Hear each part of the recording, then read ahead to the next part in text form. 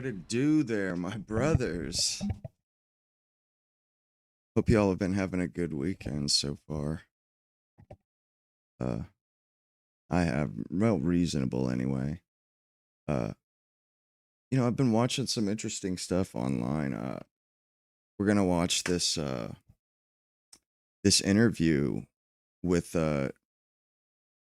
forget John. He was an English an Australian politician, but also with David Starkey, and maybe one of the best interviews I've ever seen in my life. Maybe because what he was saying is so incredibly pertinent for us. I mean, basically, he like put his finger on the problem here, and I never heard it put so concisely. But it's absolutely gripping, and it was just an excellent show. I made a comment about that. I was like, man, like, no lie, this is one of the best political shows, but shows period. I mean, it was incredible, but we're gonna get to it. 1 second.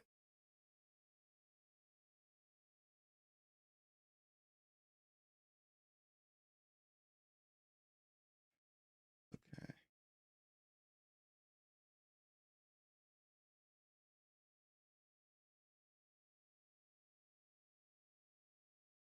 There it is.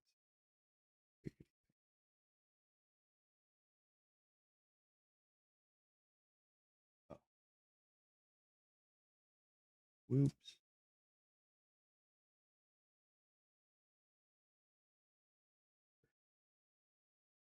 There it is. Might be.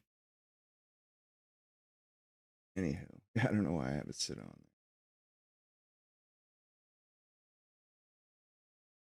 I didn't have this queued up. It's kind of a spur of the moment thing here. Honestly, I actually wasn't planning on going live at all this week. Or I mean, there's a good chance I wasn't going to go live at all. But like I said, I watched some amazing videos today, and you got to spread the wealth. You know what I'm saying? Right. Shop workers, women. Before we get into this, I just kind of wanted to talk about some of the stuff people were saying yesterday in that stream. People were being kind of negative, not gonna lie. It was pretty negative. Yeah, it was a lot of negativity, and honestly, I don't really get it. Like, what's the point? I guess I sort of understand people are at their wits' end, I guess, but it's really negative, and it just doesn't seem productive to me. I don't get it. It's like, well, why are you even watching politics if this is how you feel? Hey, what's up, big dog?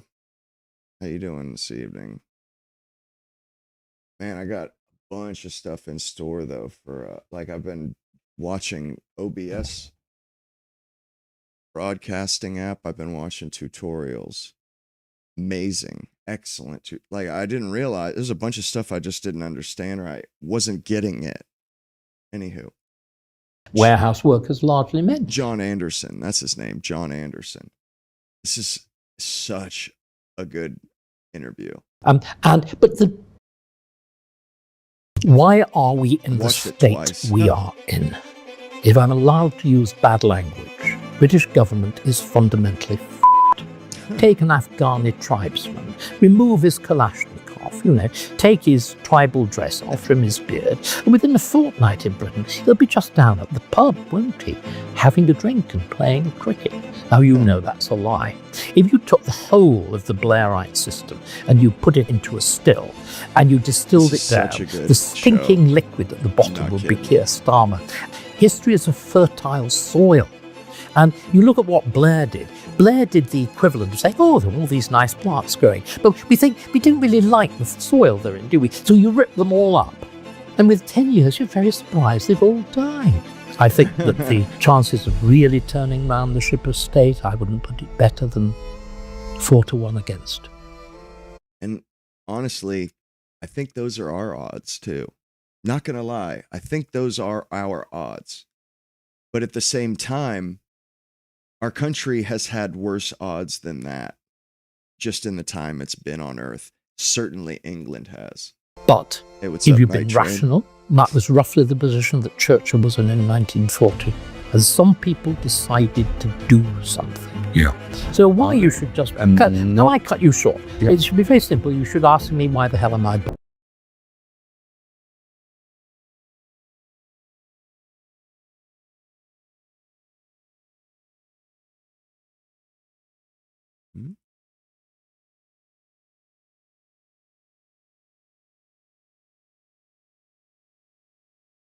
Oh, shit, it froze. Might be. Son of a bitch. Is it really going to try me like this tonight?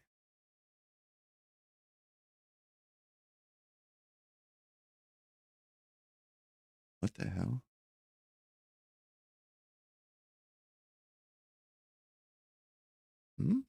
Oh, that's it. Wait a sec. Oh, okay. I see. Might be. My bad. British government is fundamentally fucked. And the question is, why? Is it because by an... By the way, this David Starkey, he was a professor at Cambridge. The dude is smart. He got canceled. Got canceled like 15 years ago. But, and the other guy, John Anderson, I really like him. He was a politician in Australia. Extraordinary stroke of ill luck. We happen to have had 6, now going on 7, totally incompetent prime ministers. It was an extraordinary stroke of bad luck. You just haven't had 6 people. We just drifted into... Who were just useless. Or is the system broken? Is there a systemic problem? And I think that if you look at all forms of political analysis at the moment, you can see that there are 2 sides in this question. Broadly, the centre left, the centre and the left are, oh, it's just a set of personal problems. Oh, you know, Keir Starmer is hated because people are fundamentally irrational. Oh, the wicked media. Oh, you know, X, all of that. The right, which I think has now got the right analysis, even though it doesn't get credit for it, is saying no, there is a systemic problem. No shit. And the issue is to identify the problem. And it seems to me there is a very simple answer. Remember, until very, very recently, British government was the model for the world, not least for Australia. The mother of parliament. The mother of parliament. See, that's kind of what I was like. That's why I wanted to do this show, because that's exactly right. England had it has the oldest government on the planet, except for the monarchy of Japan, which is like a farce. It's not even real. But they've had their democracy since 1200. 1200 they got the Magna Carta. And they really haven't seen much this bad. How does that happen? How does a country that half of the world's countries model their democracy after, because it's so stable, how does that just take how does that happen? How does it just start collapsing within a decade or two? Somebody changed it.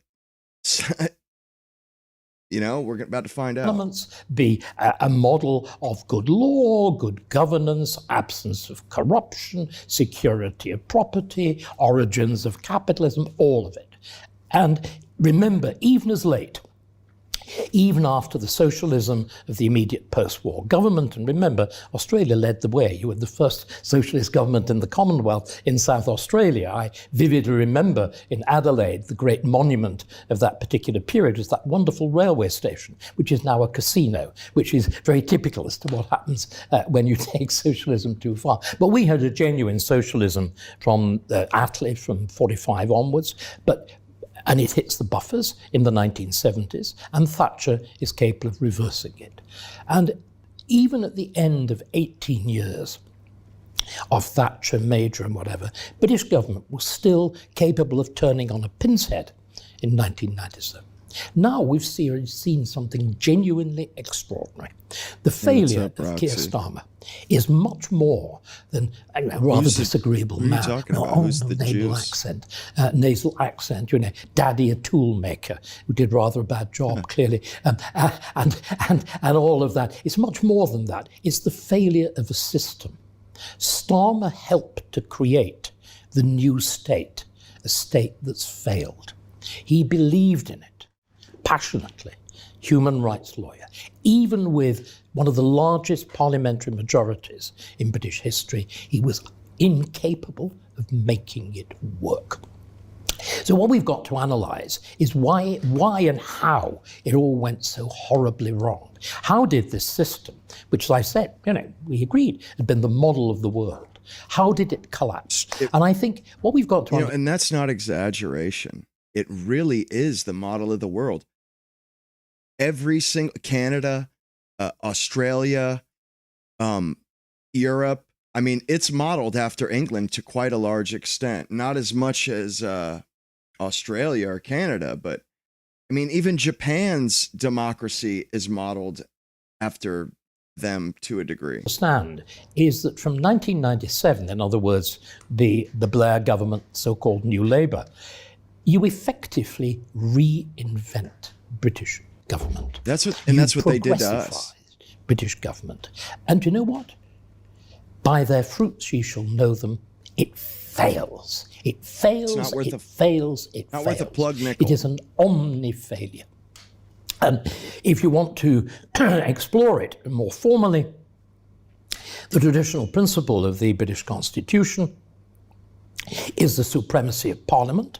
And since the coming of democracy, that means the sovereignty of the British people. That was how it was done. A parliamentary majority can carry anything. Blair did not want that. The forces behind Blair wanted to adapt British government to a continental, to a European model, with an alien system of law, and even inverting the very idea of democracy. I mean, John, what we've got to understand is that the left has captured words. And when it captures words, it inverts them.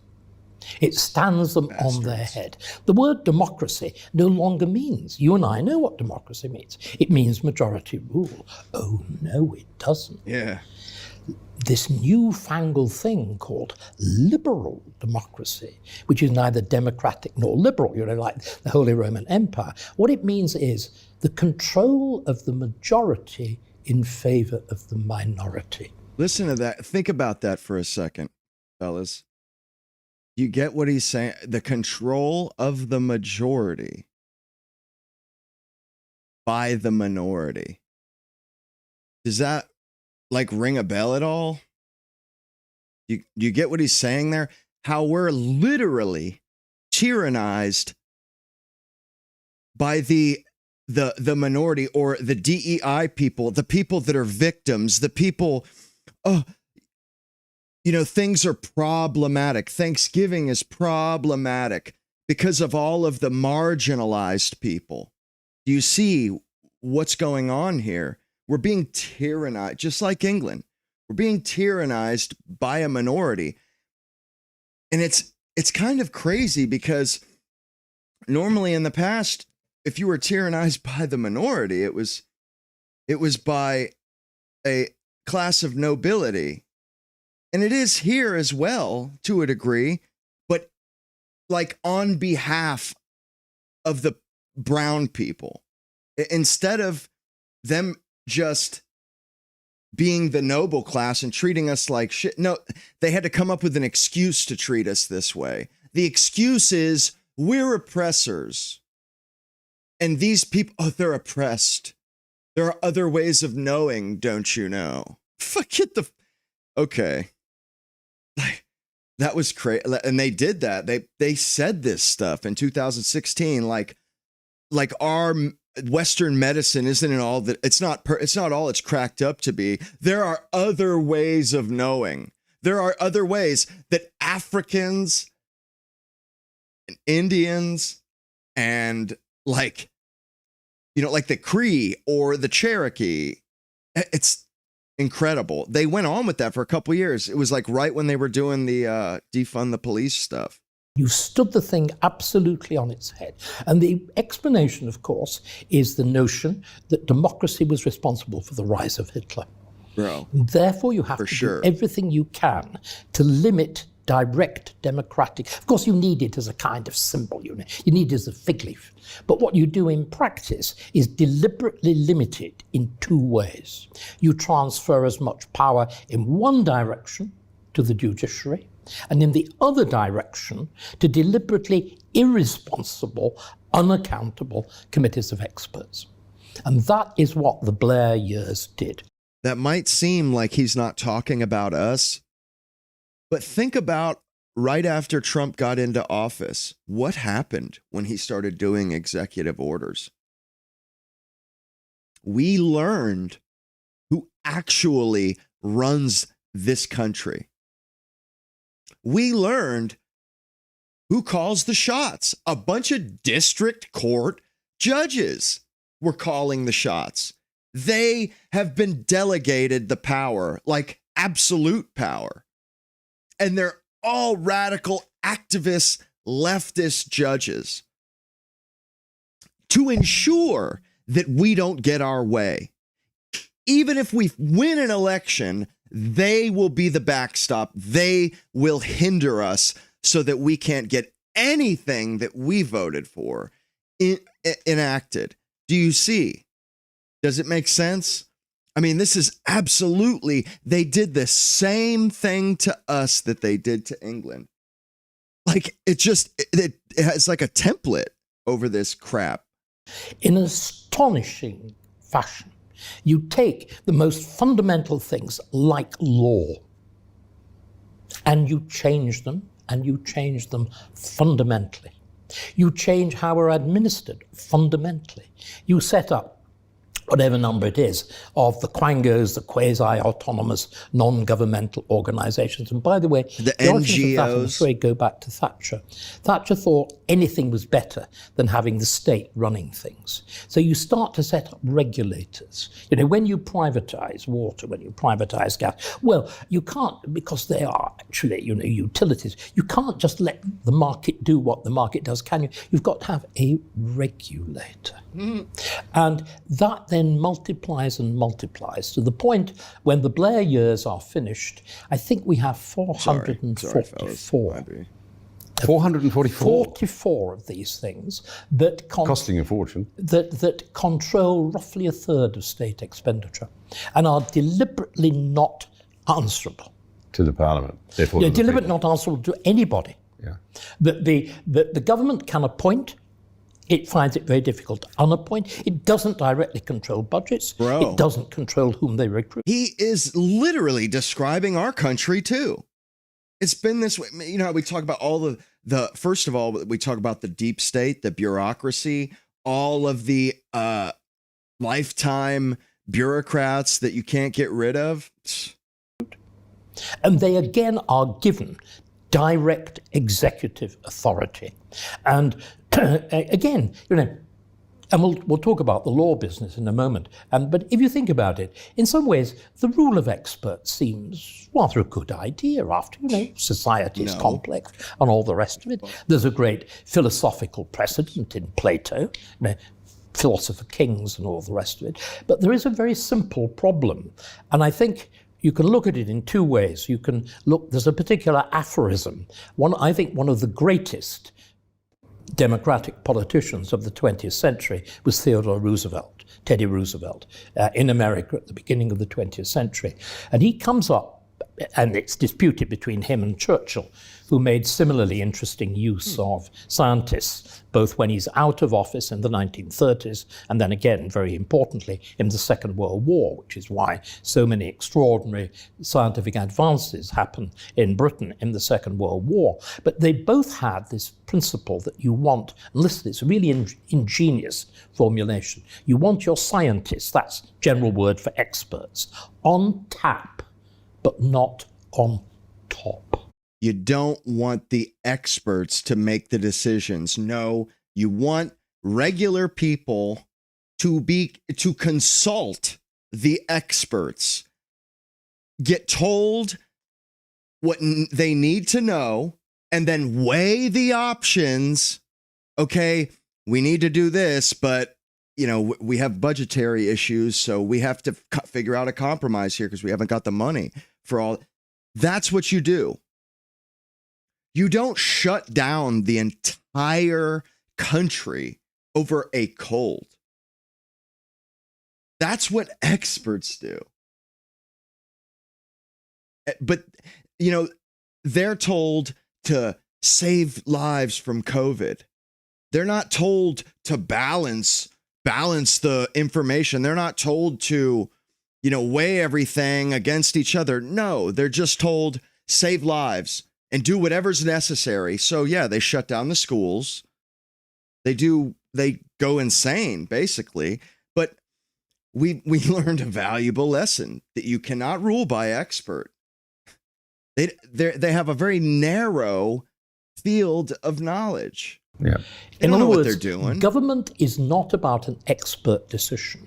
It should be about weighing expert advice against, is it affordable? Is it within the constitutional traditions of a country? Is it moral? Yes. And the problem is experts don't do any of that.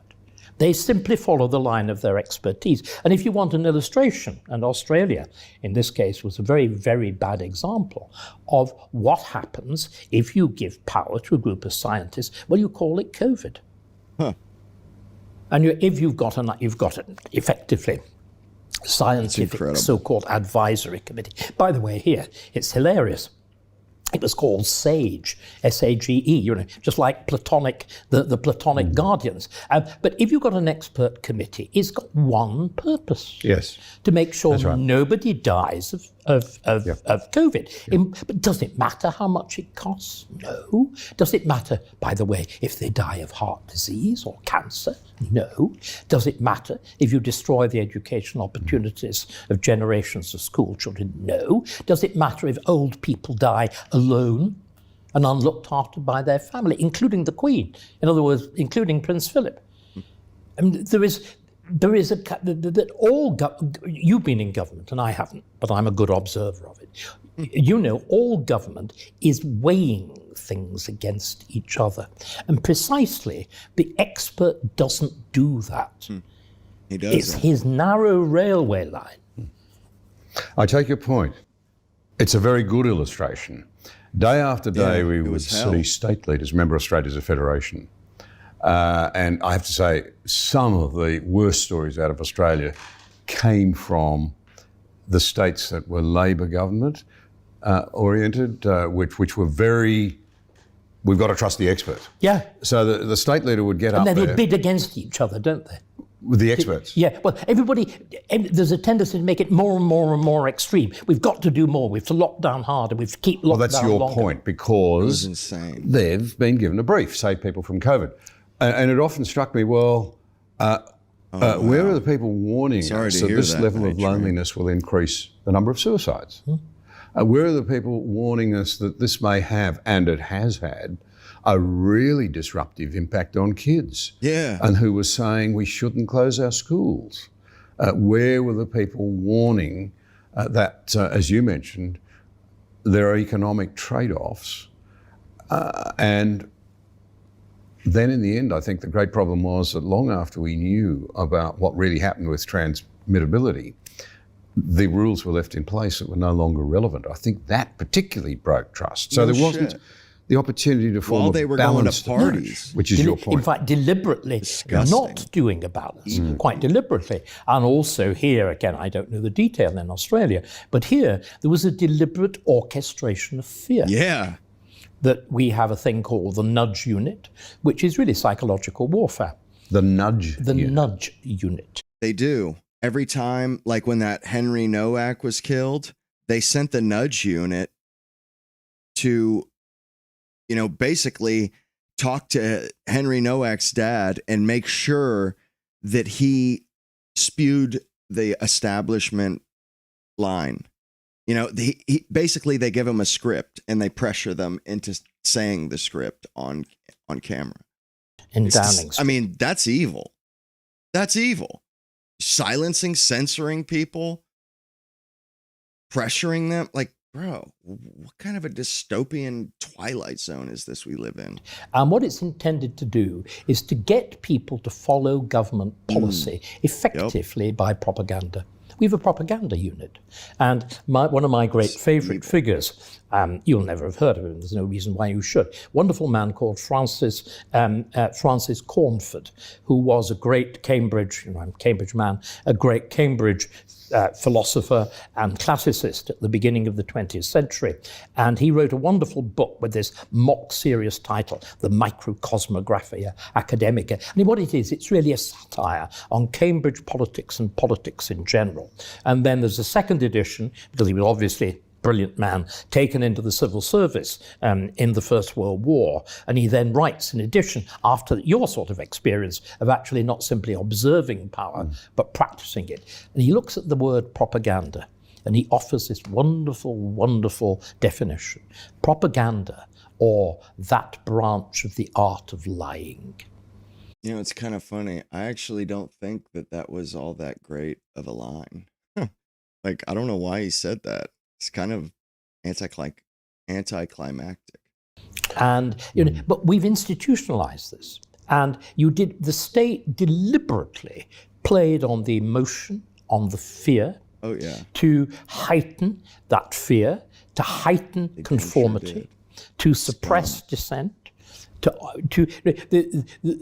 Whereas you look at it, the Great Barrington Declaration, the scientists, there were voices against. One of the most serious voices in epidemiology, as opposed, and I'm going to use the word fraud now, as opposed to frauds like Neil Ferguson at Imperial College. Yeah, the guy he's sitting with has interviewed Neil Ferguson several times.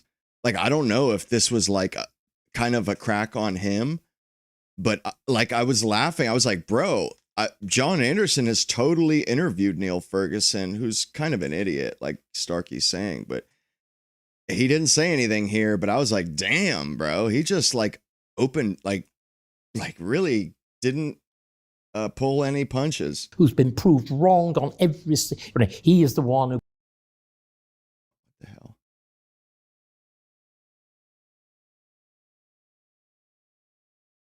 What the hell?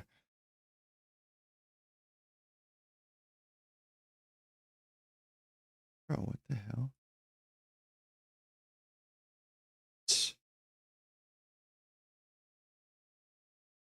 Dude, what the hell?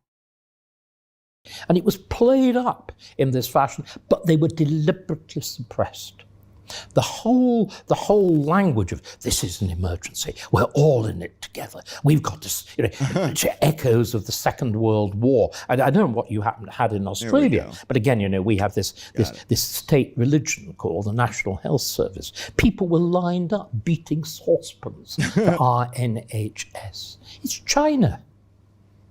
I mean, I said, get a Chinese virus, finish with a Chinese society. Right. Those leftists during COVID, I mean, it was crazy. That it was beyond Twilight Zone. Beyond that, I'd never seen anything even near that in my life.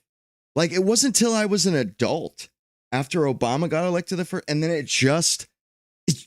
was like a fire hose after that. It just steadily got worse and worse and worse and worse until COVID. Vicious in the early days. After all, your then Prime Minister purportedly, nearly died. Well, nearly if you leave the life of our Prime Minister, it's not very surprising. But the thing that was deadly, actually, John, was the treatment.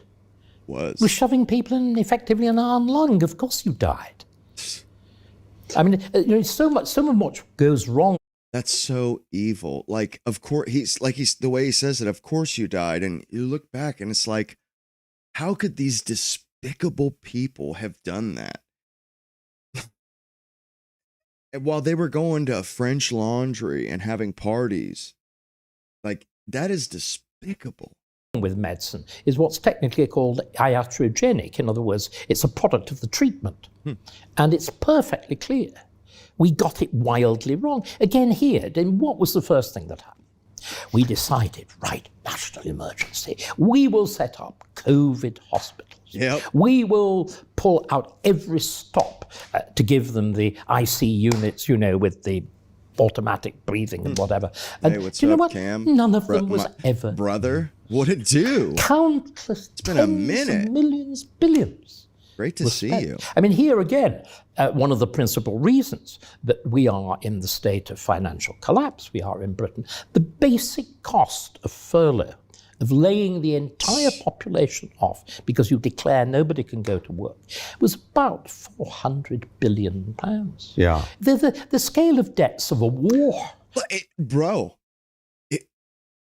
was like $1 trillion for like us. I mean, it boggles the mind. Yeah, we could have fought World War II for less than what that shit cost. Whoops. For value destroyed. Yes.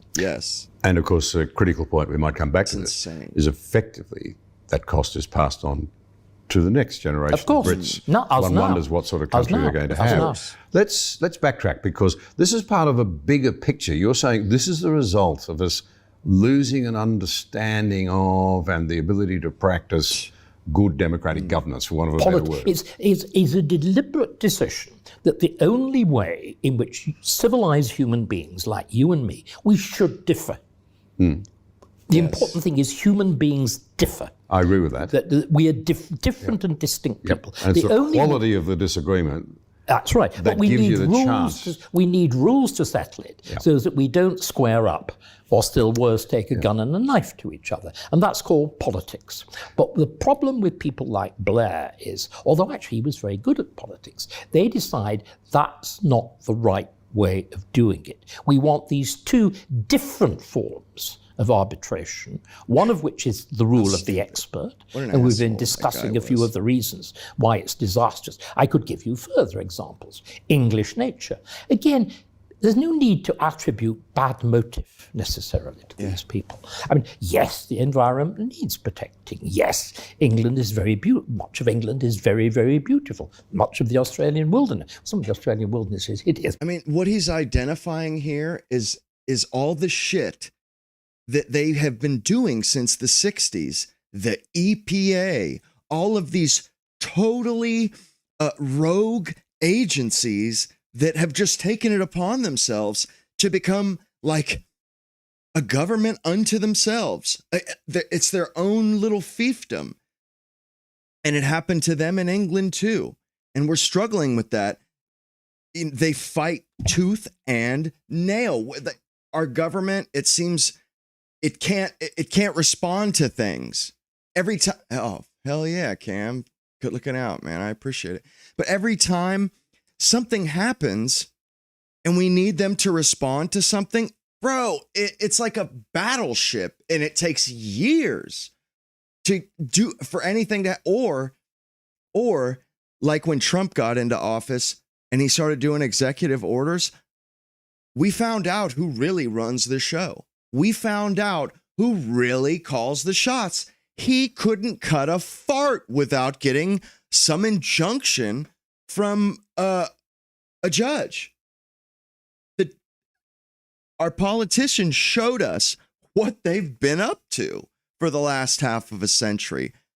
They've been making sure, damn sure, that we cannot affect any change whatsoever.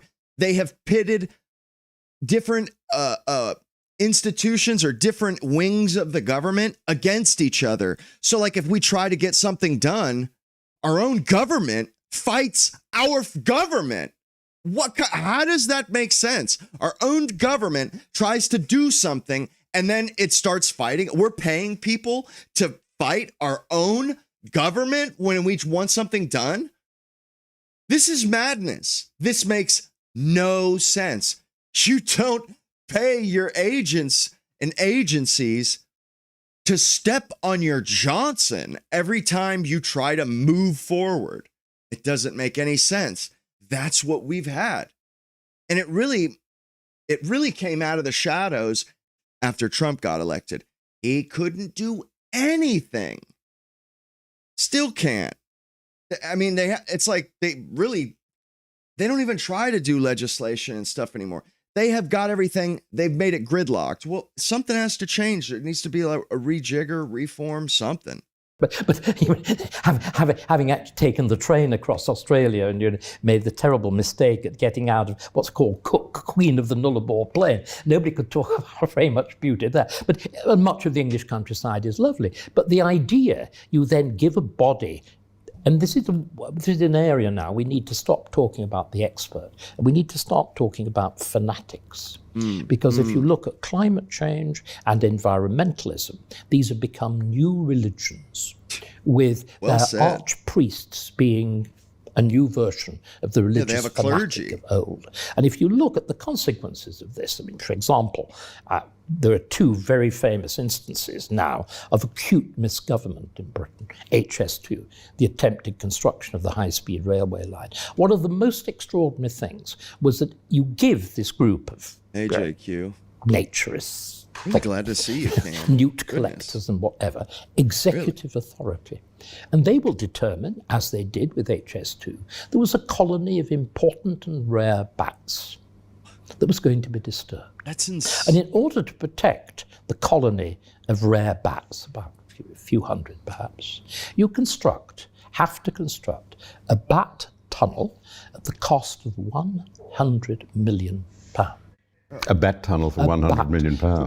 I pointed out you could have constructed a bat's Ritz for the same price. Why have the poor things in a tunnel? Why not give them a proper hotel? Why not give them bat butlers? Bro, this is the same thing we had with these stupid owls and stuff. And I get it. We don't want to kill stuff, but we don't let it get in the way of progress in our own civilization. This is close to insanity. This is madness. No wonder we're collapsing. No, I mean, absolutely. It makes perfect sense if you think about it. Another instance of this, again, Sizewell, our nuclear power station, the attempt at the reconstruction of the new reactor. English nature imposed costs to protect the fish who might get overheated. The power station is cooled by water, that the water might get too warm for them. It insisted on measures of containment of temperature, which have imposed costs of £600 million. And it's now proposing, apparently the fish will still get slightly overheated. So what we have to do is to reconstruct salt marshes at a cost of another £400 million.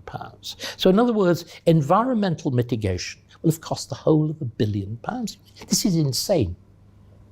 It's insane. So it's the expert, which is one part of the picture. But I think even more importantly, and the thing that pins all this down, is you pervert law. Let's go there, because I suppose many Brits would have little idea that you have a constitution, if it's anything like Australia. Yeah. And if they do, they think, well, that's the rule book by which we play, and it's probably important, but I don't know much about it. Yeah. There'd be another aspect of it. A lot of people, and I've actually heard this said, you wouldn't design the British system of government, it just evolved, and it worked. And you know something? That is the best thing. It's why it works. When you think about this, fellas, I don't know if you guys have ever thought along these lines, but when something comes about naturally, it's because it just works. Like you get into a routine. Have you ever had that where you fall into a routine and then and it just works, things sort of evolve into it. That democracy, as we know it, what we think of as democracy, just sort of came about in England. And it just works because it was a natural situation, a natural equilibrium that was achieved. And there was basically a social contract, but it came about because people were agreeable to the idea of it. You know what I'm saying? It's not something that any one person thought of. No, this came about because it worked, because they had already been doing it. You know, it just came to that. And truly, England, they are the archetype for the democracy. They, for hundreds, centuries upon centuries, they had the model democracy for the world.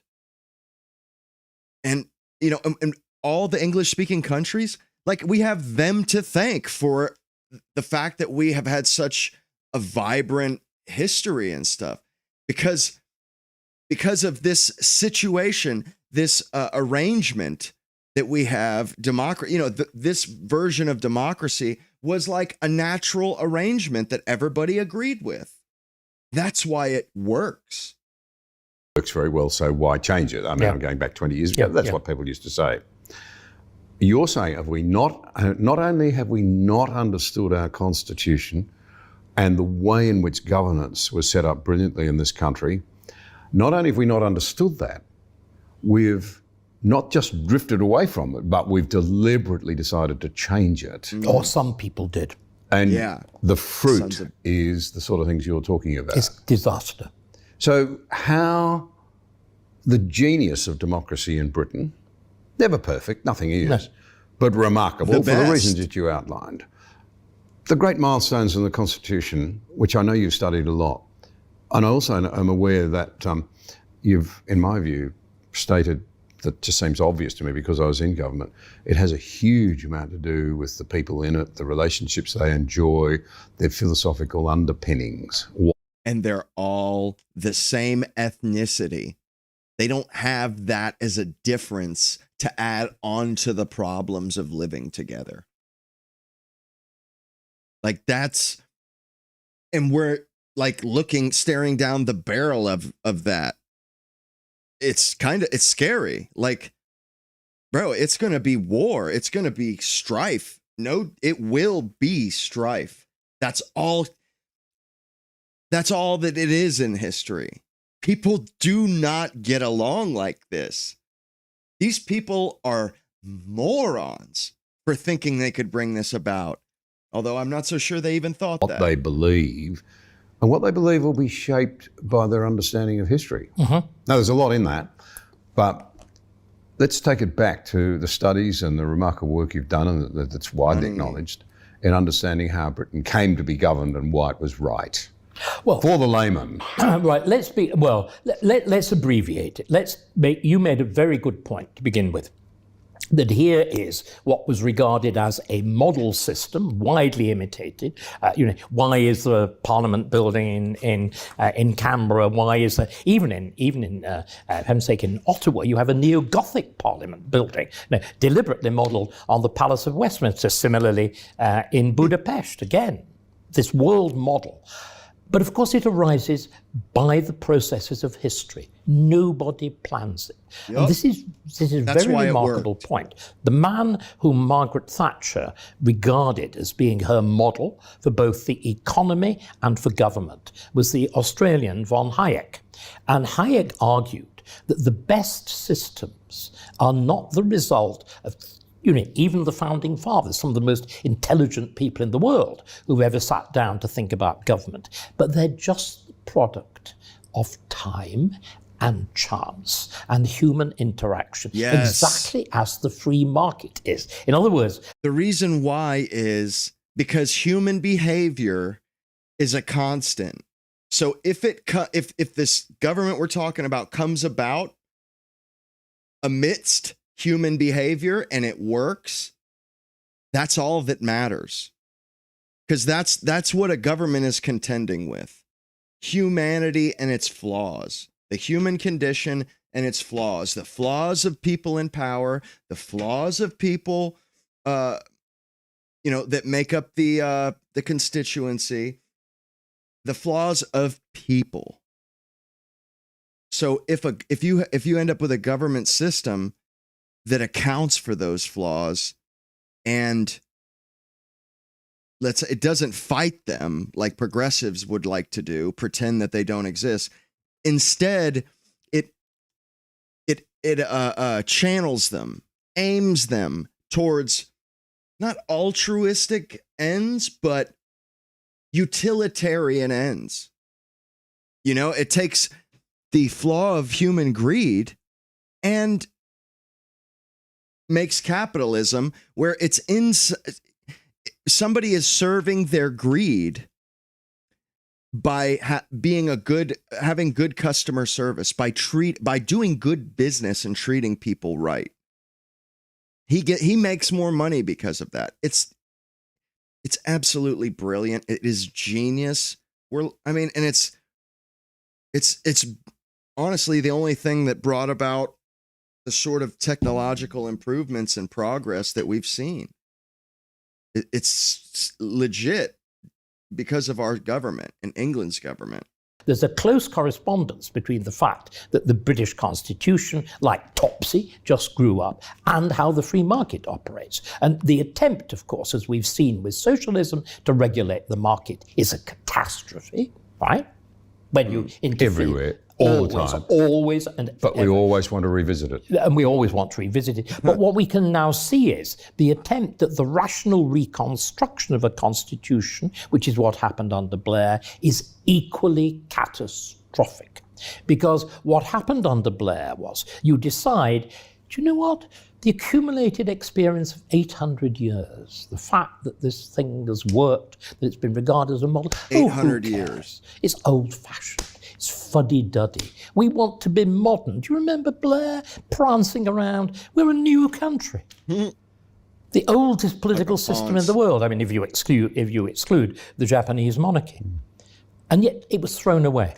And instead you decide we want. Can you believe this? That some moron thought it was a good idea to scrap the woman who the woman we brought to the dance, the one who brought you. You're supposed to stick with the one that brought you. You don't, you know what I mean? Like just dip out on the woman you bring to a dance like that halfway through the dance. It's this style of government. It's this style of government that made everything happen. Why? Why would you mess up because it's not perfect? What kind of an arrogant piece of scum thinks that he's going to make something perfect? Something as complex as a government to replace the English Parliament. It's absolutely stupid. The guy should be strung up by his stones. I mean, for real, the guy should be hanging from his scrotum. We want the things that everybody else has got. Britain shouldn't be different. We should have a constitution just like Germany, or perhaps, like a newly enfranchised ex-Soviet republic that follows all the latest fashions. Human rights, equality, supreme courts. And we gave ourselves all of those. And the result has been total chaos.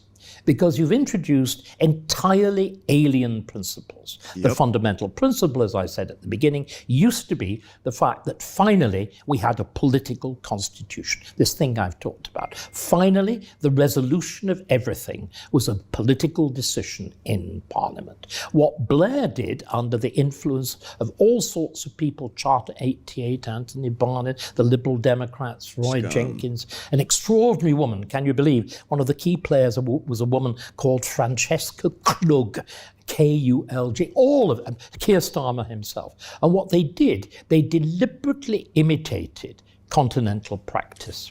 And you import this idea. Now, again, human rights sound lovely. But remember, if you believe in universal human rights, You believe in a universal human being. Yeah. You believe that the state is not sufficient to itself. The devil is in the details with these people and their insane religious ideology. You also believe there really isn't very much difference between a foreigner and the native. You probably believe that frontiers are rather an unfortunate invention because we're all just the same, aren't we? You know, take an Afghani tribesman, remove his Kalashnikov, you know, take his tribal dress off, give him a bit of a wash and trim his beard, and within a fortnight in Britain, he'll be just down at the pub, won't he, having a drink and playing cricket. Now, you know that's a lie. So do the British people. Well, they're finding it out. I mean, this is one of the remarkable things. Yeah. In other words, the fruit of all of this. The fruit of it is starting to come home. And this is why Chickens Starmer is hated. I mean, there is, again, we were talking about divisions in interpretation between, oh, it's just bad luck. You know, we've had a few bad people, yeah, and the system is wrong. Similarly, the great argument about why Starmer is hated, is it irrational? Oh, yes, good, decent man and whatever. But the reason Starmer is hated is Starmer is himself one of the creators of this system, and he is the unvarnished believer in it. You know, I said, if you think of how you make whiskey when you distill things down, if you took the whole of the Blairite system and you put it into an alembic, you put it into a still, and you distilled it down, the stinking liquid at the bottom would be Keir Starmer. And it's because he embodies all of this and gives it that extra flavour of I was chief prosecutor. So the nakedness of this, the nakedness of the fact that, with what I've just said now, you deny the primacy of the nation. Hence the extraordinary notion that we give the bloody Chagos Islands away. We don't just give them away. We bribe them with 30 or 40 billion to do it. The lunacy of that as a position. The fact that you start to mount criminal prosecutions of your own troops, your own veterans in Northern Ireland or in Iraq, whilst you protect the bloody terrorists. It's crazy. And it goes further, John, because why should you know about these things? Things like the Equality Act meant that judges set wages. Would you believe it? No. If you've got a group of men, if you've got a job that's primarily done by women, and another wildly different job, say shop worker or dinner lady, done by women, and another job primarily done by men, warehousing, rubbish collection, garbage collection, being a dustman. The law now says that the judges can rule whether their wages as against each other are fair. What?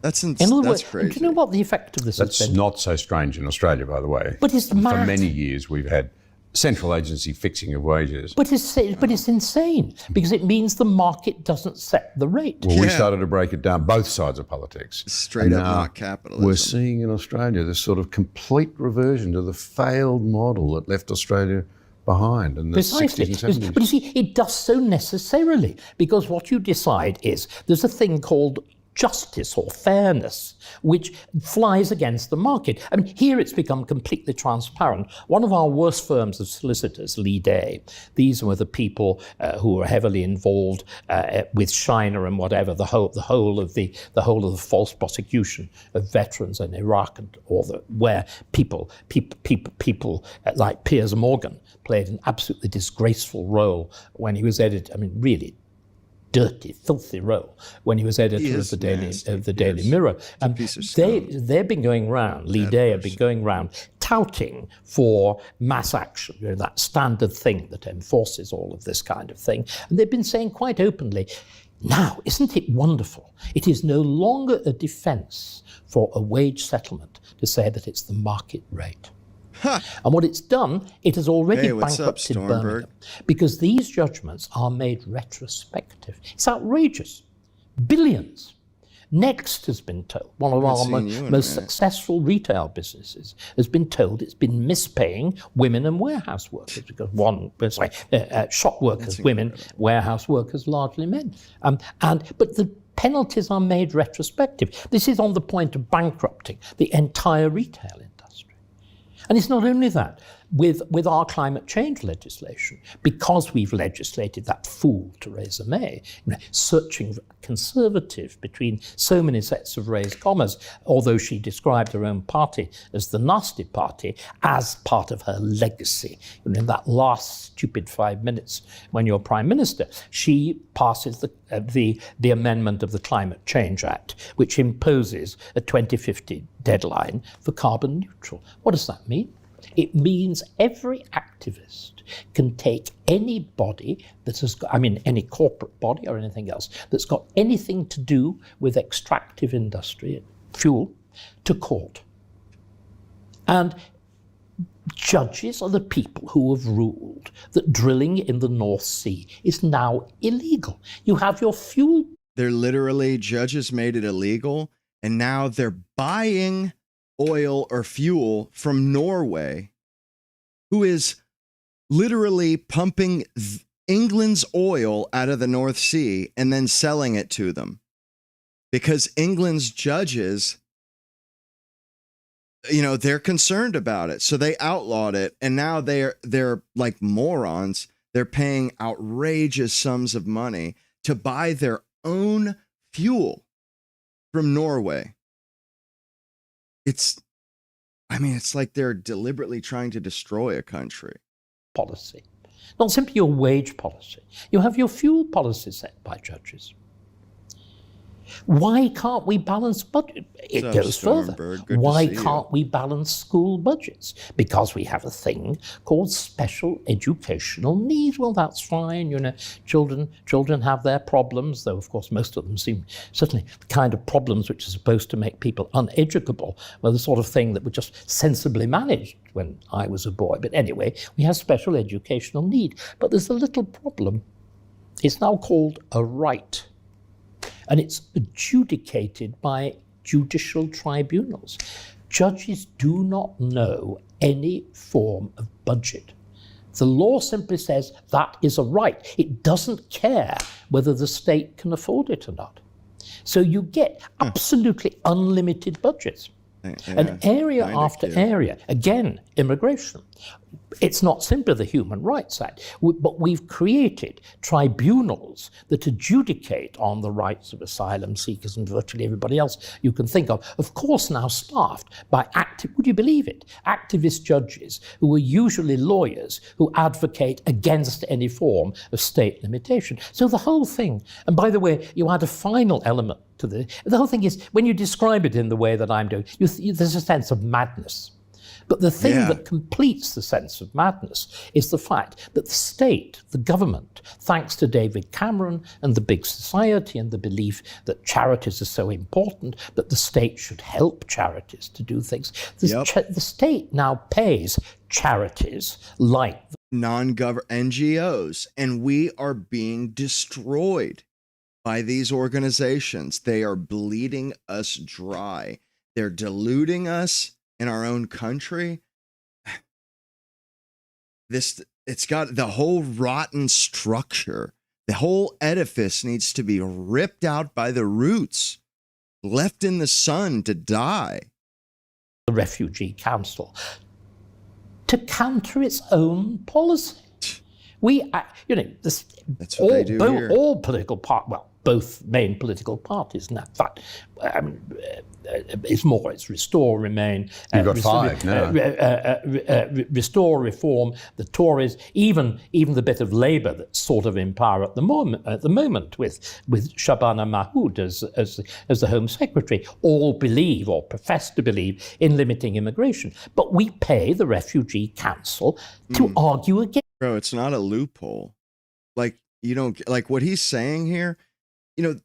These people were handed power so that we can't affect change. That's the whole point of this, is to dispossess us of sovereignty and give the country over to a minority of people. Give the country over to the oppressed, to the victims, the unequal, the little minority of people in this country. That's what they've been doing. It's like the tyranny of the majority by the minority on behalf of an even smaller minority. You know, like the politicians are the minority of the country, and they're oppressing the hell out of us on behalf of, you know, immigrants and coloreds. It's insane. Against that. And to use the law as a machinery to overturn government. You see, this is a genuine insanity. So the entire what Blair did was to create a governmental machine that fights itself to death. Yes. Because if you add into this the final element, where again, Australia saw a lot of the problems and headed them off, judicial review. You put a very severe limitation on judicial review about they're out of 20 years control. ago. We never did. And so in Britain at the moment, simply virtually any policy is capable of being second-guessed by judges. And of course, it's in theory because proper procedure wasn't followed. But you know, it's very odd, John. I've never known anybody argue that proper procedure wasn't followed if they agreed with the decision. No, that's true. It's strange. Yes, that's right. Isn't this how terribly logically inconsistent? Yeah, those with the megaphones today don't think we have a problem with free speech. No, quite. But those who don't. Let's go back a bit then absolutely. To ground this in your recognition of how British government came to work properly. You've got Fortescue, theologian, 13th century, government should be for the people, by the people, government of the people, by the people, for the people. I think that's the order, isn't it? Well, careful, that's Lincoln. No, but he was quoting Fortescue. Well, no. Am I wrong? You are wrong, I'm afraid. I shall take it up with the American historian who told me. Yeah, but remember, the more important, what was important, I mean, let's put it much more simply. The notion of democracy is applied in the way we understand it, is unbelievably recent. It's 19th century. Yep. But the much more ancient thing, this is where Magna Carta, development of Parliament and whatever comes in, is there is a very clear understanding, and it's not really Britain, it's England, a very clear understanding in England that in some way the governors answer to the governed. Yes. That there is that, in other words, that the government is a double loop. Yes, most of the time, those who are governing should be able to command. But finally, those who govern are responsible to those who are governed for the general conduct of policy and if it goes wrong. And it's that reciprocal relationship which is embedded in the form of Parliament, you know, the Great Charter of 1215, except of course the Great Charter of 1215 was a disastrous document because it would have taken Britain into a radical noble republic like Poland. It would never have survived. Unfortunately, with a great conservative statesman, the first great conservative statesman, who was a man called William the Marshal, Earl of Pembroke. And here's the good sense to reissue Magna Carta in the name of John's little son, Henry III, with all the bad bits left out. And so it's a great act of conservative statesmanship. And repeatedly in Britain and in Anglo-British history, whatever you want to call it, you can see we have these great sweeps of radicalism. You know, we were the first country publicly to try a king. Yep. The French, 100 odd years, always retarded. How you say all bad ideas are French, but it takes them 150 years to catch up on Britain. We try and execute. They cut King Charles's head off, and Oliver Cromwell had him executed. For basically treason because he was conspiring. He was conspiring with another country to kill his own people, to wage war on his own people, basically, rather than deal with them, rather than compromise. So they had his head cut off with an axe. But yeah, it's true. England, they're a very progressive country. And he's going to give this excellent definition, an excellent sort of walkthrough of what a conservative actually is and what it historically has been. King. It's balancing progress with, the tradition, and it's only allowing the right progress. In 1649, and then we think better. Not all progress is progress. We have a revolution at least as radical as France. We think better. we reverse it. There's an act of conservative statesmanship. And this has been what I think is so terrible about what Blair did. It was the deliberate Hey, what's up, Hoax? forgetting of Good that to see truth. But we have an opportunity. The generation now can do what That's William true, the Marshal did in 1216. It can do what the generation in 1660 did, or in 1689. It can reverse if it has the courage, if we find politicians, leaders who've got the required combination of flair, wit, because you need wit to persuade people, and conviction, as somebody like Thatcher did. You can undo this. But until we do, we're lost. It's very simple. Until we do, we're lost. So, in effect, it is to restore the accountability of political leaders to the people, because experts are not accountable. No, what we've got to do is reinvent. John, it's terrible. We've got to reinvent politics. Yeah. We've got to get people to understand that the political process, that's one in which you don't go around saying, this is my right. No. You go around saying, we're all equal under the law. It's the only way we are equal, under the law. My interest is different from your interest. Let's settle down and talk about it. Yes. Let's see who is going to ally with me and who's going to ally with you. Let's weigh this up. Okay, it'll be probably a bare-knuckle fight because we both think passionately. But finally, we agree on the verdict. And again, look where we are now. In the heart of London, it meant, I think, still fundamentally the only world city. How did this happen? How did this tiny little island create railways? That extraordinary world of 19th century industry. How was so much changed? Because we had an agreed mechanism for doing it.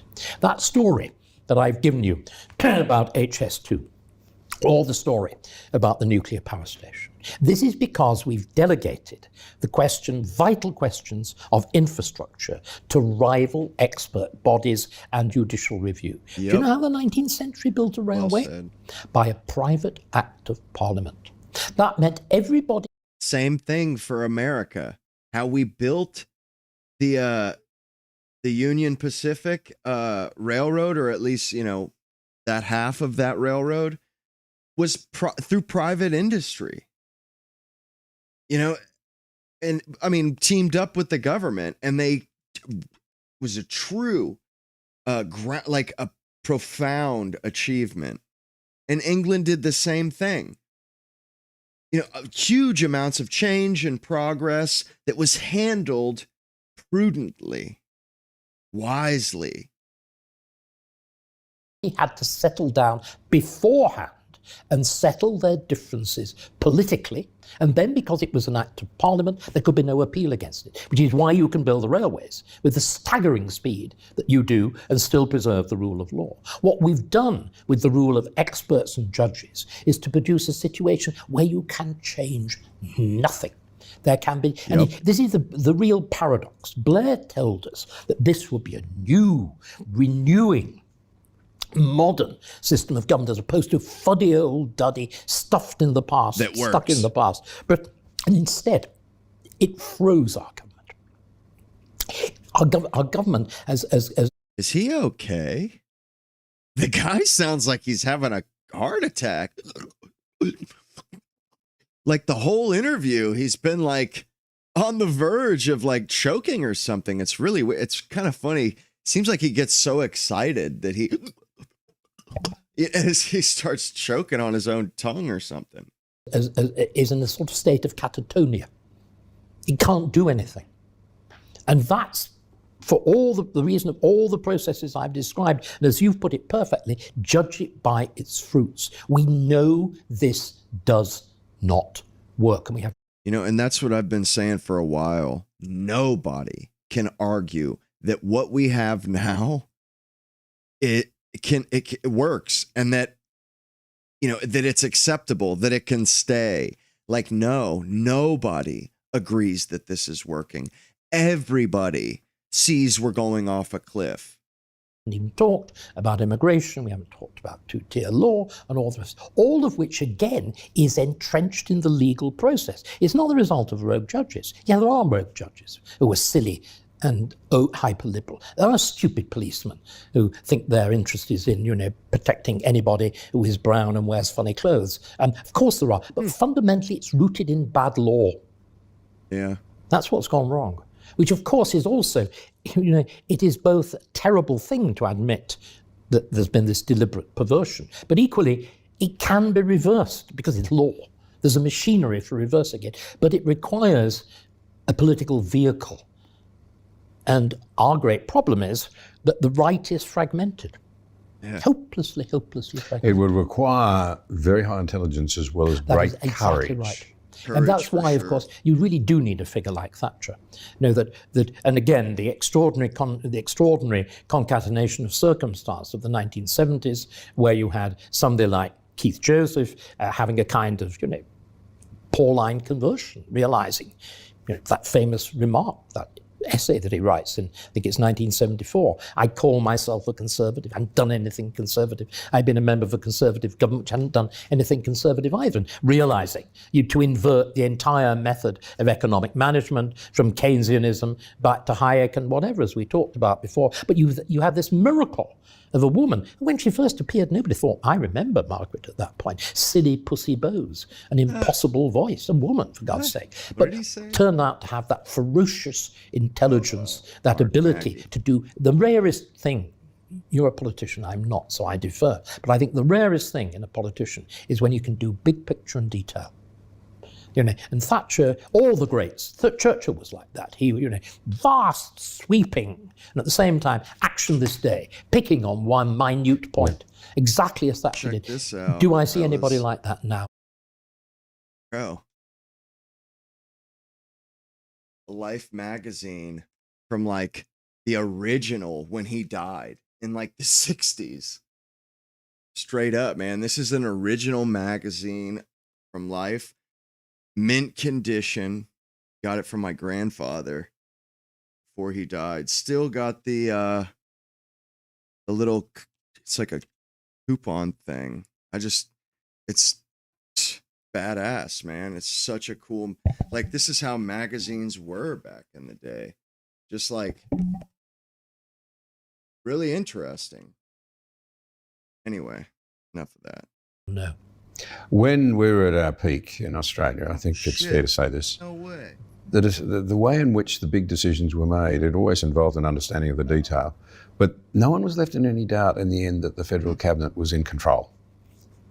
And we had a Prime Minister who particularly disliked statutory authorities because he thought it involved the surrendering of responsibilities of government, outsourcing them to statutory authorities, call them, in your language, modern version, quangos, I suppose you'd say, because he believed in accountability. He thought a government department had to be accountable to its minister. The minister had to be accountable to cabinet. And to Parliament. And to the Parliament. And in the end, if we got it wrong, the people judged. Yeah. But the people can't. 1958 magazine right here. Judge now. That's your thesis. I mean, that's exactly right. In fact, they've been deliberately stopped, and I think one of the things that again gives me hope over the course of the last 2 years, the collapse of the Starmer government, is extraordinary. We all know the majority was a very shallow one in the sense that there was a low turnout of just over 60%, and they get only 30% of that. So it's in fact 1/5 of the electorate, because unlike Australia, we don't have the rule of compulsory voting. So it's a very shallow, but still it's a huge parliamentary majority, which would normally carry you through a 5-year term with no problem whatever. But it's collapsed in 2 years. And I think you can see, and I think that again, this argument of consequence, we can now begin to see the terribly damaging consequences. And I think there is a process of political awakening. Because what's very striking, one of the great cabinet, he wasn't cabinet secretary, it's some other title, writing in the halfway through the Blair government, commenting on the constitutional changes that we're making, saying it is a bit funny, these changes are very radical, they're not debated, they seem to be carried out, listen to the phrase, under anaesthetic. And we're wakening up from the anaesthetic. And as you often do when you waken up from an anaesthetic, you feel nauseous. You're wondering what the F has been done whilst you were out.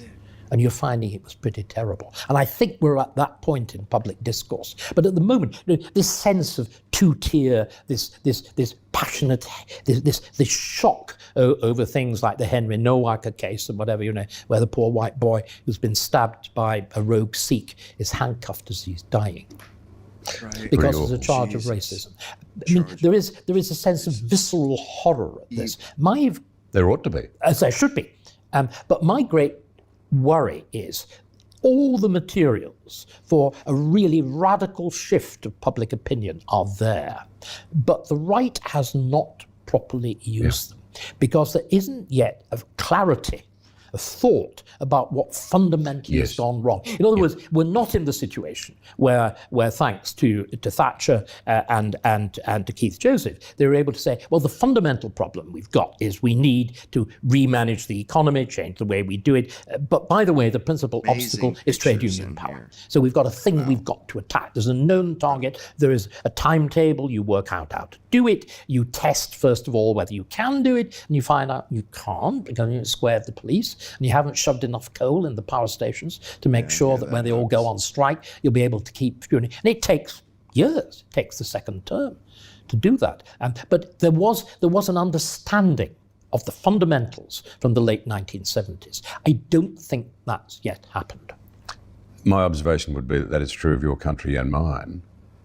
And everything you say accords. And the fear I have is the one that you have. There's a burning anger, I'd almost say, in many quarters in Australia, almost a sort of an instinct to say, let's burn the place down. That's exactly right. Dude, for real. Same thing here, man. I can tell that a few people that watch the stream, are feeling like that. Like, they're not very patient. They're not really all that receptive to trying to fix it or voting. It's my great fear. And it's my great fear. And it won't work. No. Because government is actually very hard. I go back to what I said. And you need legitimacy. You've just alluded to it. You actually have got to analyse what the real problems are, what the obstacles to fixing them are. Rhetoric doesn't cut it when you actually get around that cabinet table. And you've got to say to the departments, I'm really sorry, but you go away and write some industrial relations law that's going to free the place up, not clog it up. And you say to energy departments, let's come to treasuries first. We want to know what the cost of the transition is. It's no use central agencies responsible for the taxation and the prosperity of their people not to explain to them the true costs and benefits of the energy transition, but they're not doing it, as far as I can tell. On the contrary, there's a deliberate lying. So, because again, I think these are huge issues for the West. If I can just make this point, what worries me? I want to see Britain succeed largely because of you. When you got it right, after all that, I came here as a young man in 1980. Britain was a mess. Every night I went, you had colour television. We'd only just got it in Australia. That's how old I am. But every night you'd see a map of Britain, and they'd put up all these little pretty lights. They'd flare up. We lost 1,500 jobs in Liverpool, and 600 in Birmingham, and 3,000 in London. It was the place was in an absolute shock. It went through the pain because of courageous leadership that had thought through what needed to be done, and Britain became prosperous again. And that was to the benefit of all. Yes, except that benefit. The thing is like, I get it. I get that, it's tough and we don't see, our wheels have been spinning. We don't seem to be getting anywhere. But, there's like that old saying, that cliche saying, when the going gets tough, the tough get going, as John Belushi said. The tough get going. And that was Churchill. That's what happened in World War II. And they were looking at probably even a higher probability they couldn't surmount the odds, but they did. This is when we've been through these things in the West. We've been through these things like my ancestors have, for sure. And when nobody knows what they're going to do. And then this stuff happens, and people, you have no choice but to figure something out, more or less. very rare, people have an opportunity to at least try, and if they fail, sometimes you get a revolution, sometimes you get a civil war, but for the most part, we'll at least get the opportunity for an old college try. And this is when we're going to see what we're made of soon. We're going to see if we're worth a dang, if we're worth our salt. Will we acquit ourselves well? Will we have the courage, like you said, the courage, the wit? I'm actually kind of optimistic about it. I'm not gonna lie. I've been becoming more optimistic lately because just thinking about everything that's going on, I think it's not like everything's been running perfectly and it's still going down the drain. It's like, no, we've been steered down the drain by a bunch of morons, but that's good news. That means that it can be fixed, that we can right the ship, clean up, figure it out. I should retract that. Yeah. There are always some people who are going to lose. I'm afraid that's true. And I didn't mean to sound heartless on that. But the overall benefit. Come on, as I made clear, I'm the reverse of sentimental. But I think it is important that Thatcher and indeed conservatism isn't just free market economics. No, it's not. And it's really important to make that distinction. It's critically one of the things that went very, very badly wrong, particularly in Britain, or indeed possibly with Reaganism in America, was to assume that it was and it's not. And I think that one of the reasons that we were so vulnerable to Blair was precisely because he was able to talk the game on the supposed free market, which blinded us to the other things that he was doing. I mean, it's again, you asked me the question about how far. It's a very important question, and I'd phrase it even more crudely. I was in correspondence with a historian friend, and we were discussing these things, and I noticed an article that he'd written on prudence as a political doctrine, and seeing this as really absolutely central to particularly the management of foreign policy, and particularly a good conservative position. And he was saying how it had been completely discarded in the 20th century for all sorts of reasons. And then there was again, I suppose he said, the real question is, where is there a usable political past that we can use as a model? Well, I think we have one figure in British politics who gets it right. He's not our greatest conservative prime minister, but he's in the sense of what he did as prime minister. Literally, but I think he's England's only J prime minister they've ever had in the mid 1800s. That is who arguably he was a great man. He was a great prime minister, a great conservative prime minister that he's the one who bought the Suez Canal. He's the one that arranged that. And he did. He actually moved Britain forward in a good way, a positive way that they benefited from, that really bulked up the empire. And he was a part of the building of the empire, as it were. Him and Gladstone was the I think William Gladstone. He was the counterbalance. He was his opponent. They had many battles in Parliament. Only person who really ever thought seriously about the nature of conservatism, and it's Disraeli. As early as 1867, and then repeating it again more clearly in the early 1870s, this is what he says. An extraordinary moment. This is the year, of course, that we begin the steps towards democracy with the enfranchisement of my ancestors. My father, too, was a tool maker. In other words, he was a skilled manual worker. And Disraeli enfranchises those people in 1867 in the Second Reform Act. And in his speech, he explains, he talks about the relationship of conservatism and change. In other words, what you accept, what you resist.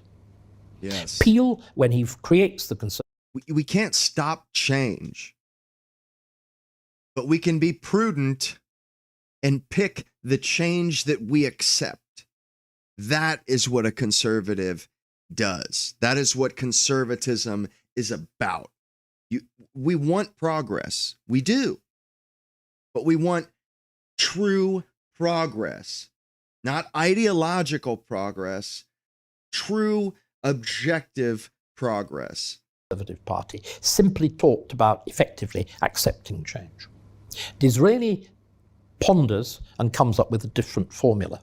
And what he says in 1867 is, in a progressive country, that's Britain, the world's most progressive country, in the sense of if you look at the economy, the origins, language, isn't it? The Progressivism then was it means a very different thing to what it means today. It means a completely different thing. Yeah. In a progressive country, that's to say, one that's leading the world in science, technology, which they were, art, and we were. It was in the 19th century. Change is inevitable. And do you know what the Oxford English Dictionary does?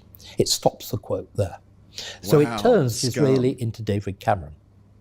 Conservatism is all about accepting change.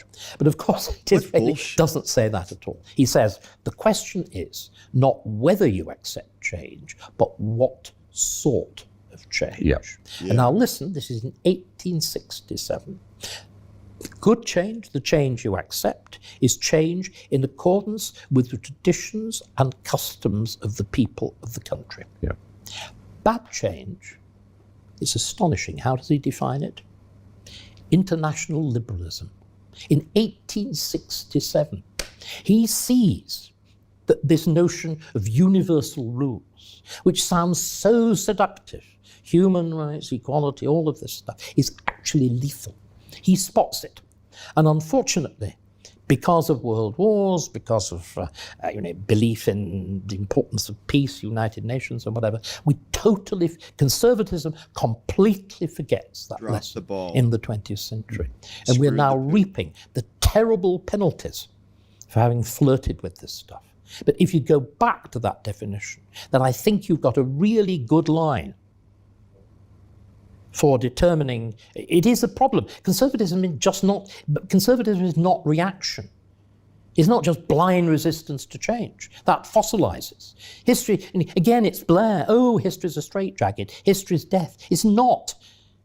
In a country like Britain, a country like Australia, which springs out of Britain or Canada or whatever, history is a fertile soil. The past is creative, it's fruitful. And you look at what Blair did. Blair did the equivalent of saying, oh, there are all these nice plants growing. But we think we don't really like the soil they're in, do we? So you rip them all up.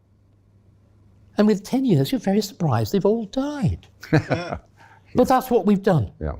We perform this ridiculous, again, what you do under an anesthetic is you perform radical surgery.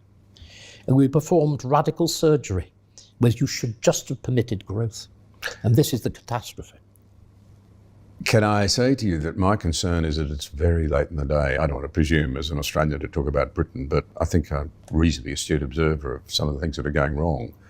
Your financial position is very dangerous. It's limiting your options. It'll be very hard for an incoming effective government of the sort of, with the leadership we've been talking about. You're taking a people who don't know their history, or in many cases are openly hostile. That is true. You're taking a society where trust has broken down. All true. You cannot build a prosperous society if you're not a trusting people. All true. And it's very hard to have a trusting people if you don't have common heritage. That's touchy ground. Also true. Yeah. So why? Yeah, no shit. The common heritage, that goes a long way. That is such a big deal. They think they're just that, oh, the universal human and this, blah, blah, blah. No. People fight when they don't, like, it's already happening in Dearborn. These people attacking a guy because he says Jesus before their march or whatever. Like, yeah, let these countries, like, they've taken over Dearborn. Next thing you know, they will have all of Michigan. They have all of Dearborn now. They didn't have it 10 years ago. No, they didn't. Or 20 years ago. Hey, mark me. We'll turn around and they'll have that whole state. Somalians will have all of Minnesota too. If we're not careful, that's what's going to happen. I mean, and then we're going to be sharing. We don't own the continent anymore. Then we're sharing, we're vying for living room space. Like, bro, this is not good. These people are so dumb that brought this about. Like, could you be any stupider? Can I cut you short? Yep. It should be very simple. You should ask me, why the hell am I bothering? Well, you're bothering at a personal cost. You've been cancelled. Well, yeah, but it didn't matter apparently. But I reversed it. Yeah. I didn't accept cancellation. So you've gone out to reach people directly. And I've gone out to reach people directly with immense. You enjoying that? Of course I am. With immense effect. Being cancelled, there's that wonderful remark of Dr. Johnson about being about to be hanged in a fortnight concentrates the mind wonderfully. Well, cancellation, if you react to it properly, also concentrates the mind. You've been dumped by things, my own university, my own college. Now you've been putting forward excellent arguments why we shouldn't bother. Why am I wasting my time? Why? But I'm bothering too. You can see that. Everything that you've said would logically point to saying why bother. And I'm in a position because before the cancellation, I was highly successful as an author on television. Plenty of resources. I could go and put my feet up and sit with an agreeable partner, in sun-dappled light, quaffing champagne. Why don't I do it? Because I wouldn't forgive myself. It's fundamentally, as I did with cancellation, do you accept being put down, or don't you? I've never accepted it. I couldn't care less. Well, I could care profoundly whether what I do has some effect, but I would never forgive myself, in that phrase, going quietly into the night. And I think it's a public duty. Now, I've been asked, what do I think the chances are? I think they're small. I think that the chances of really turning round the ship of state, I wouldn't put it better than 4-1 against. But we might. If you've been rational, that was roughly the position that Churchill was in 1940. It's the position. Those might very well be our odds too. There's a damn good chance that they are.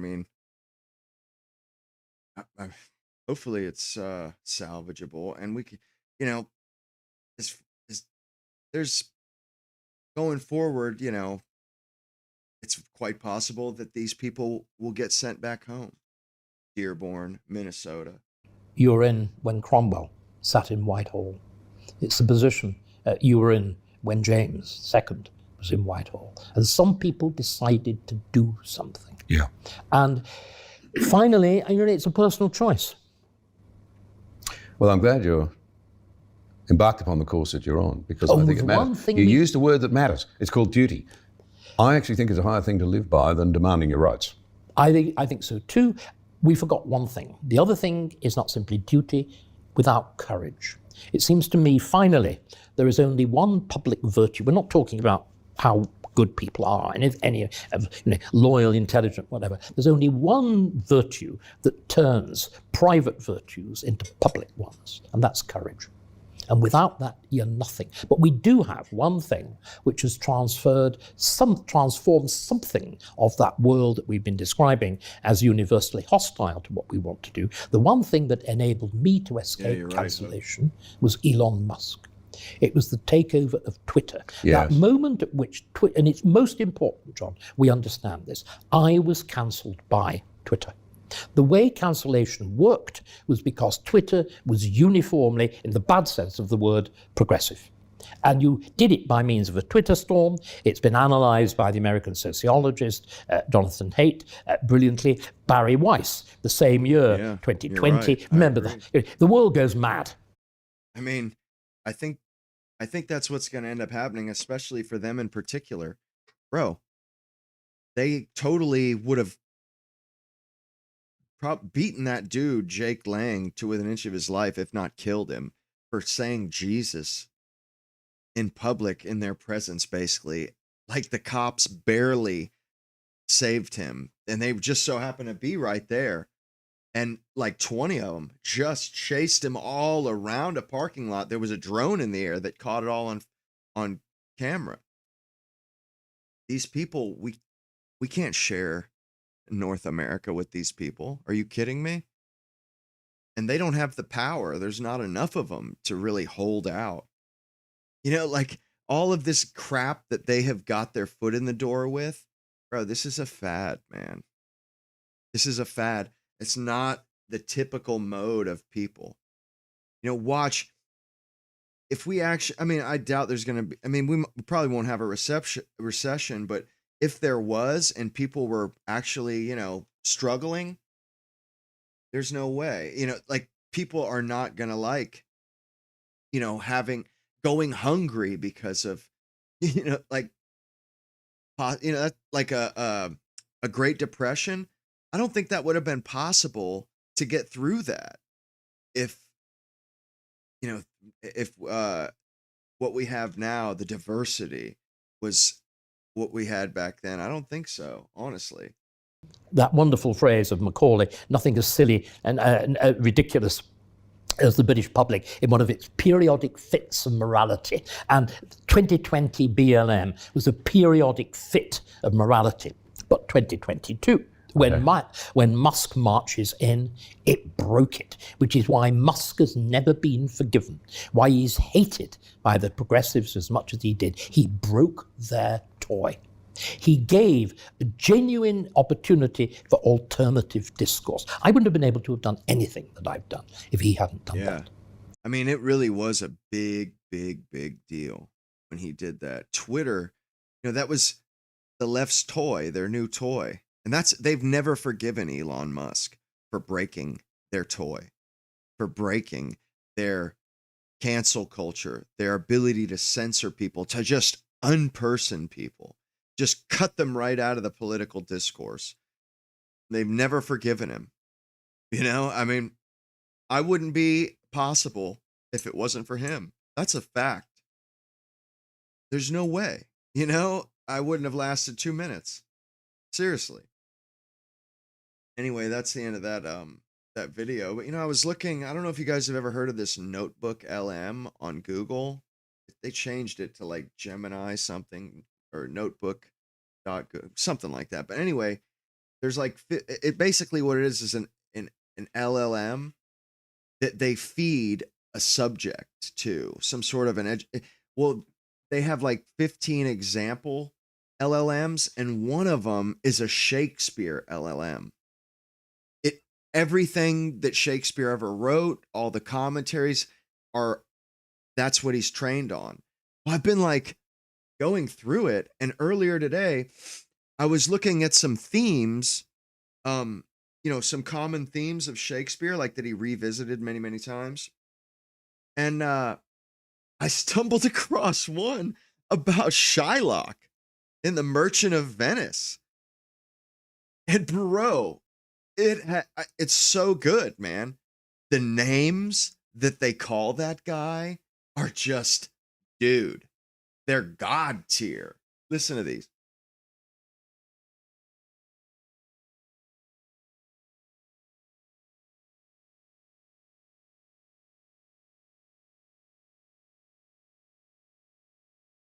One second, he's a J. You know, that's where the term Shylock comes from, is the Merchant of Venice. But they like refer to him as a dog J or a J dog. Yeah, the dog J, a stony adversary, an inexorable dog with a currish spirit. Oh yeah, and Falstaff is another play that he makes mention of J's. Hath not a Jew no, this is Shylock's defense of himself. Specifically, hath not a Jew eyes, speech. You know, and he says, if you prick me, do I not bleed? You know, that's where that comes from, the Merchant of Venice. Looking for the other names that they use. They're hilarious.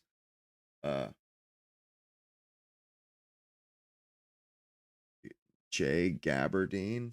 What the hell is a gabardine? I've never heard of that.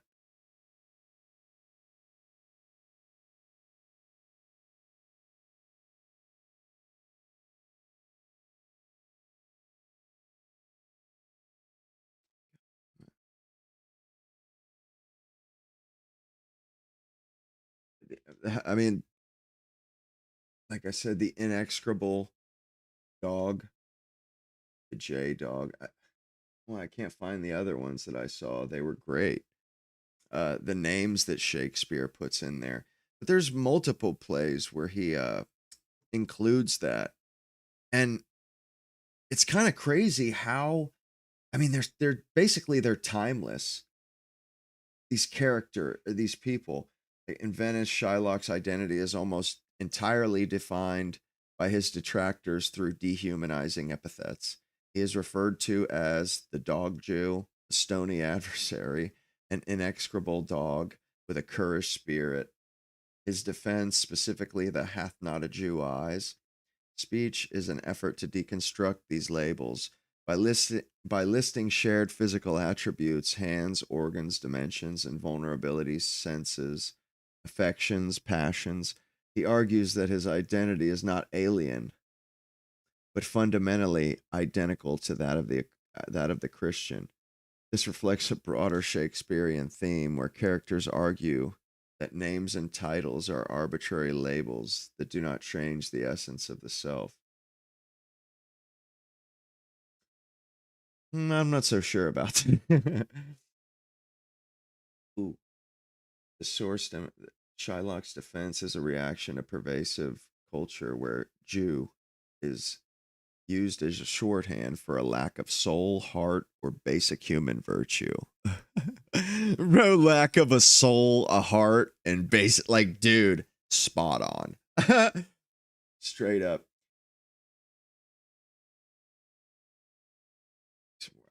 Okay. Animalistic imagery. Other characters routinely compare Shylock to a beast. He defends the slavery. Shylock further defends himself by highlighting the ethical inconsistencies of the Christians who judge him. When the Duke and Portia call for him to show mercy, Shylock responds by pointing to the systemic inhumanity embedded in Venetian society. The slavery analogy. He defends his right to the pound of flesh because they've wronged him, and he's in a position to judge them, I guess. My pound of flesh by comparing it to the Christian's ownership of slaves. You have among you many a purchased slave, which, like your asses and your dogs and mules, you use in object and in slavish parts. He argues that if they can justify the abject treatment of human beings, they have dearly bought. They have no standing to deny him his own dearly bought forfeiture. Badge of sufferance. Shylock reminds Antonio of the constant dehumanization he has faced, noting that Antonio has called him misbeliever, cutthroat dog. Oh, that's so good. Misbeliever, cutthroat dog. You filth, you cutthroat dog. Get out of here. Get out of here, you animal. Like, I love that. Oh, that goes so hard. You cutthroat dog. Get out of here. How dare you? You know, like, seriously. They should just dismiss this guy. Like, bro, get out of here, you cutthroat dog, you jade dog. Shoot. Like, seriously, that is such a good cutthroat. That's so good. I kind of like stuff like that, like the old like those are the ones that really are cutting. Like, they bite when you say that kind of stuff to a person. I mean, they really knew how to cut to the quick of another human back then. You know, that, like, no messing around. Hang on. I'm trying to pull up my damn camera.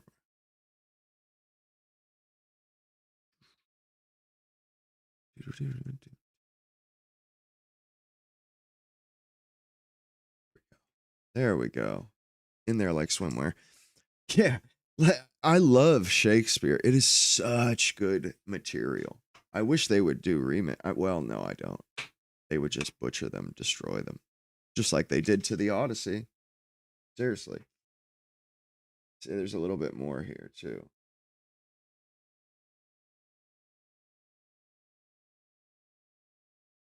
The defense of Jewish humanity is centered on the character of Shylock and the Merchant of Venice. His defense is built upon two primary arguments: the assertion of the biological and emotional parity with Christians, and a pointed critique of the moral hypocrisy within a society that demands mercy from those it treats as subhuman. Right on. Shylock's most direct defense of his humanity is his appeal to shared physical and psychological realities. He argues that being a Jew does not exempt him from the fundamental experiences of being human. Physiological commonalities, he notes that Jews possess the same eyes, hands, organs, dimensions, senses, affections, and passions as Christians. Physical vulnerability, he emphasizes that Jews are sustained by the same food, susceptible to the same diseases, and hurt with the same weapons. Identical reactions. He uses rhetorical questions to demand recognition of his physical and emotional similarity. If you prick us, do we not bleed? If you tickle us, do we not laugh? If you poison us, do we not die? Shylock uses this parody to justify his pursuit of revenge. He argues that if Jews and Christians are identical in their physiology and passions, they must also share the impulse for vengeance when wronged, concluding, "Villainy you teach me, I will execute, and I shall go hard, but I will better the instruction." He says, "You have wronged me, and I'm going to wrong you one better. You know, you've shown me how to wrong people. Now I'm going to wrong you even better." But really, though, it sounds like he doesn't even believe that any of that's true. He's trying to like bring it about and convince everybody that that is the truth, you know, like through his ability to persuade, through his own assertions. You know, you've got to, you know, like he starts explaining it like, you know, it's incumbent upon them. It's like, bro, who are you trying to fool? If that was true, why would you say it? Why would you feel the need to say it? If that was actually true, it's not. Never will be. Are you out of here, Night Train?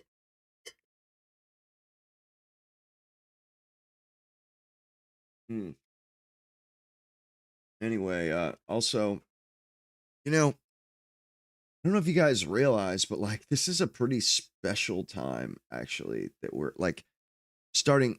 I had this sort of a kind of an epiphany or an awakening back in like January when I started doing the streams, because I kind of discovered, well, maybe it was August last year when ChatGPT OSS came out, GPT OSS, and I experienced how much knowledge, information, help, I mean, to learn, and like we can do anything from the comfort of our computer in our house. And like I think we're fixing to, honestly, I am a little bit bullish, or I think we're on the cusp of like a renaissance. I'm not kidding either. I honestly do. I think right now, you know, it's like there's an appetite to break out of this disgusting oppression and censorship that we've gone through. There's just this dearth of information at everybody's fingertips.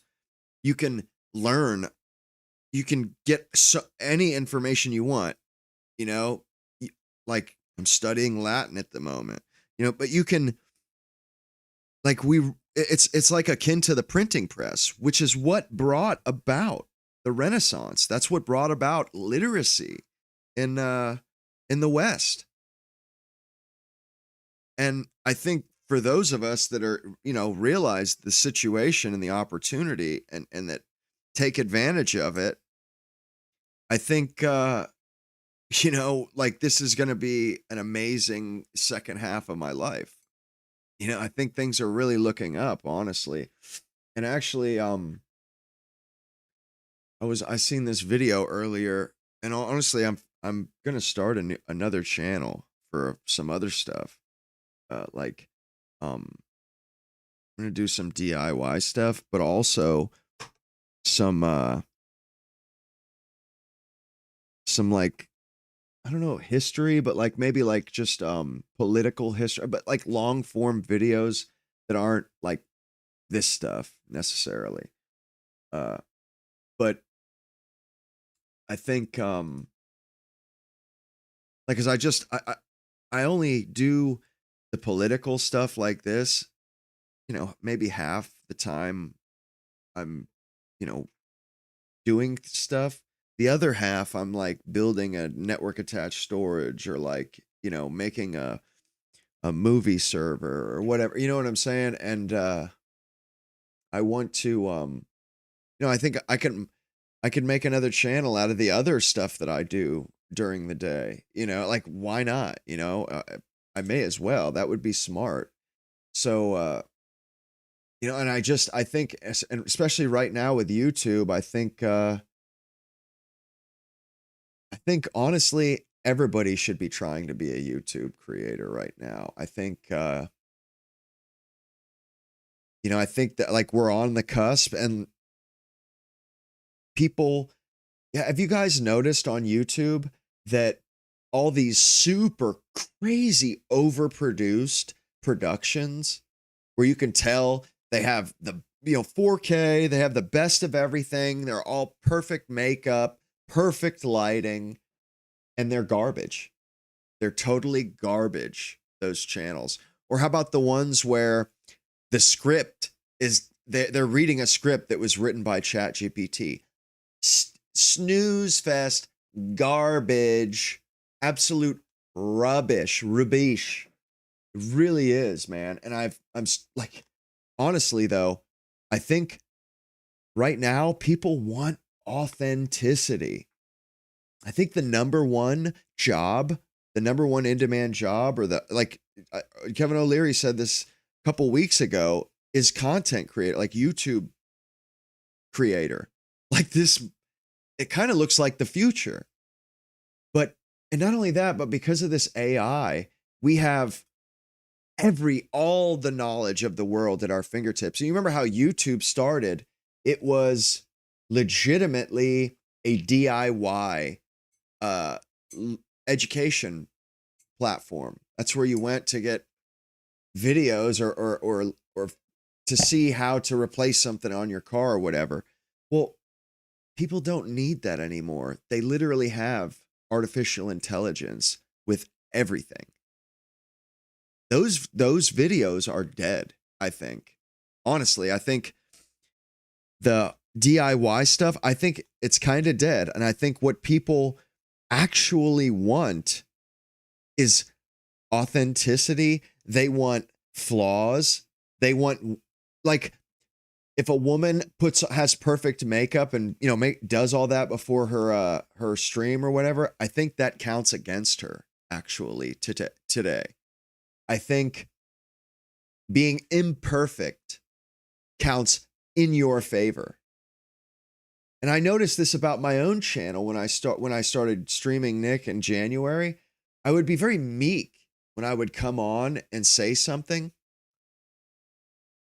And I remember, I think it might have been Golden Rule TV. I think it might have been him, but I remember somebody saying, bro, speak up, spit it out. Like, we want to hear what you have to say, because I was like, I felt like I'm interrupting, they expect to see this Nick show and I'm interrupting, I'm pausing it and stuff.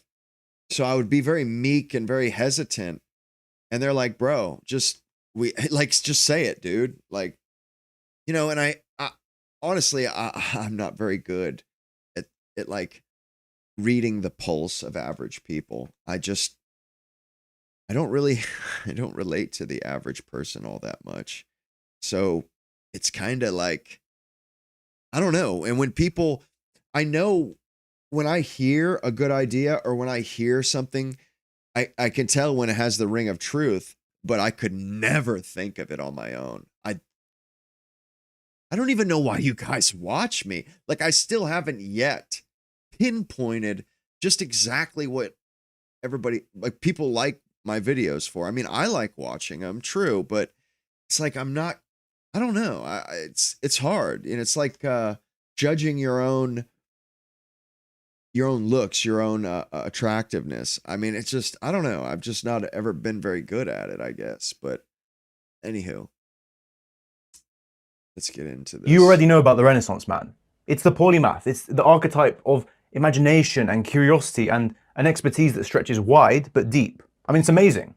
And yet it's not something you should emulate because there is something better. Trying to be like Da Vinci or Benjamin Franklin or whatever, it doesn't make sense.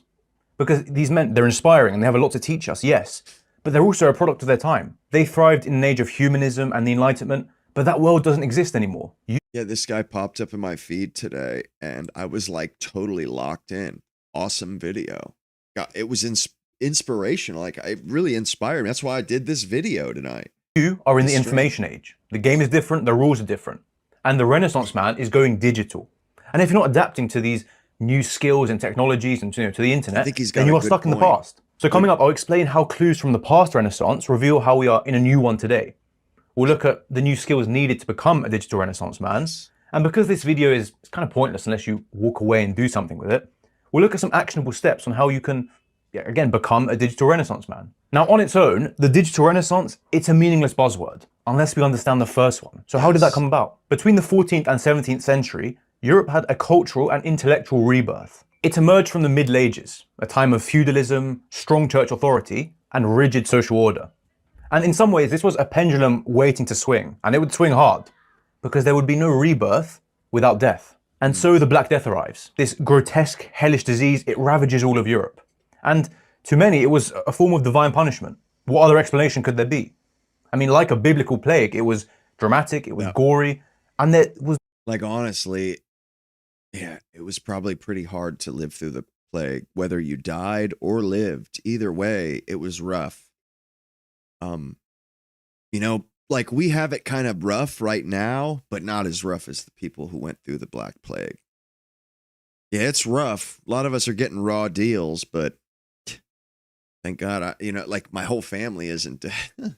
You know what I mean? Like, that's what was happening to people. I mean, noblemen and merchants and employers, they like closed up shop because literally all of their employees would die.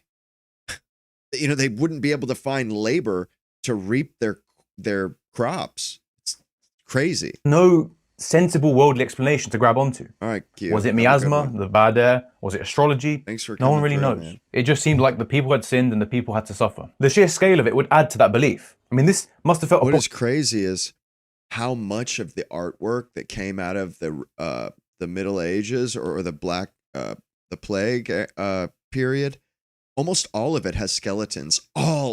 Any painting, any frescoes, there's almost guaranteed going to be a skeleton or at least the image of death. Skulls, the skeleton, Grim Reapers. I mean, it's really creepy, honestly. It kind of, I don't know. It's not modern horror, but it definitely gives me kind of a creeped out vibe when I see those paintings with all that shit in them. It is creepy. Super. Oh, you guys haven't been able to see the video, have you? I just realized that. My bad.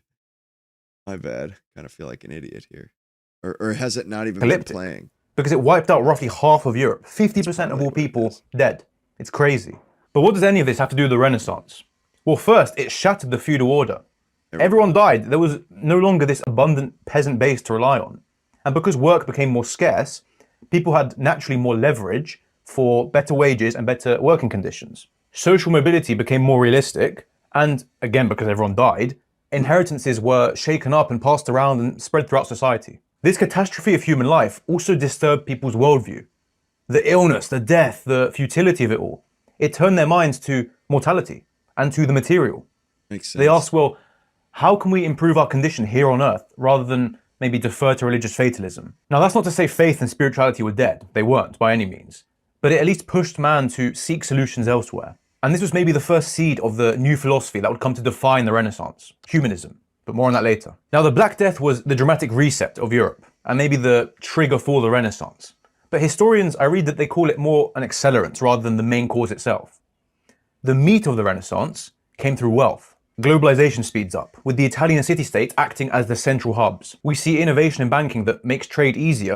Literally the original globalization. when they started sailing ships to India and stuff. Like, it's crazy to think that they actually went through a very similar, like we're going through a similar trajectory right now. We've been going through like almost the exact same timeline as they did with the Renaissance. It's quite interesting. And supports liquid capital, the flow of money. These trade networks grow to support the demand of the merchant classes. They need spices, cotton, sugar, dyes, textiles from all over the world. Shipbuilding also gets better, with new technology to unlock reliable long-distance routes, I believe around Africa. And also, of course, with enough cargo capacity to make these trips worthwhile. And here's the special thing. Trade not only brought wealth, but it also introduced new ideas. We got maths and astronomy from the best of the Islamic scholars. We got science and medicine from the Byzantines. And we got new aesthetic design from the Ottomans. The Renaissance simply wouldn't be possible without this great exchange, without this flow of ideas and art and wealth. And again, I want you to remember this because we're seeing it now in a way. But to say it was just wealth, that's short-sighted. Because we know, especially from today, that money does not buy you taste. But luckily for us, the Italians back then, they had both. And the Renaissance really is about wealth, marrying art and politics. The minglage of all three. Back then, the wealthy behaved as patrons because it would buy them political status and legitimacy within their city. Powerful families like the Medici or the Borgias, they would sponsor artists and sculptors and architects. And the grander the project, the better, because it signaled their wealth and ambition and their creative taste. And now, of course, their name was attached to these projects, which would buy them that position as cultural leaders and authorities of the city.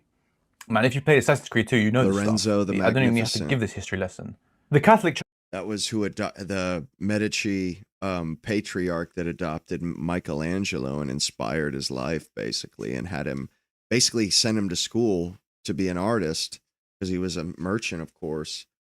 But yeah, that's basically what he's explaining here is how this stuff worked out.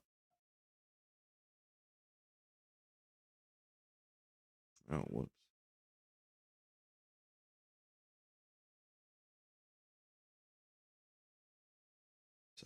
Look at the city-states as a whole, you know, Venice, Florence, Genoa, Rome.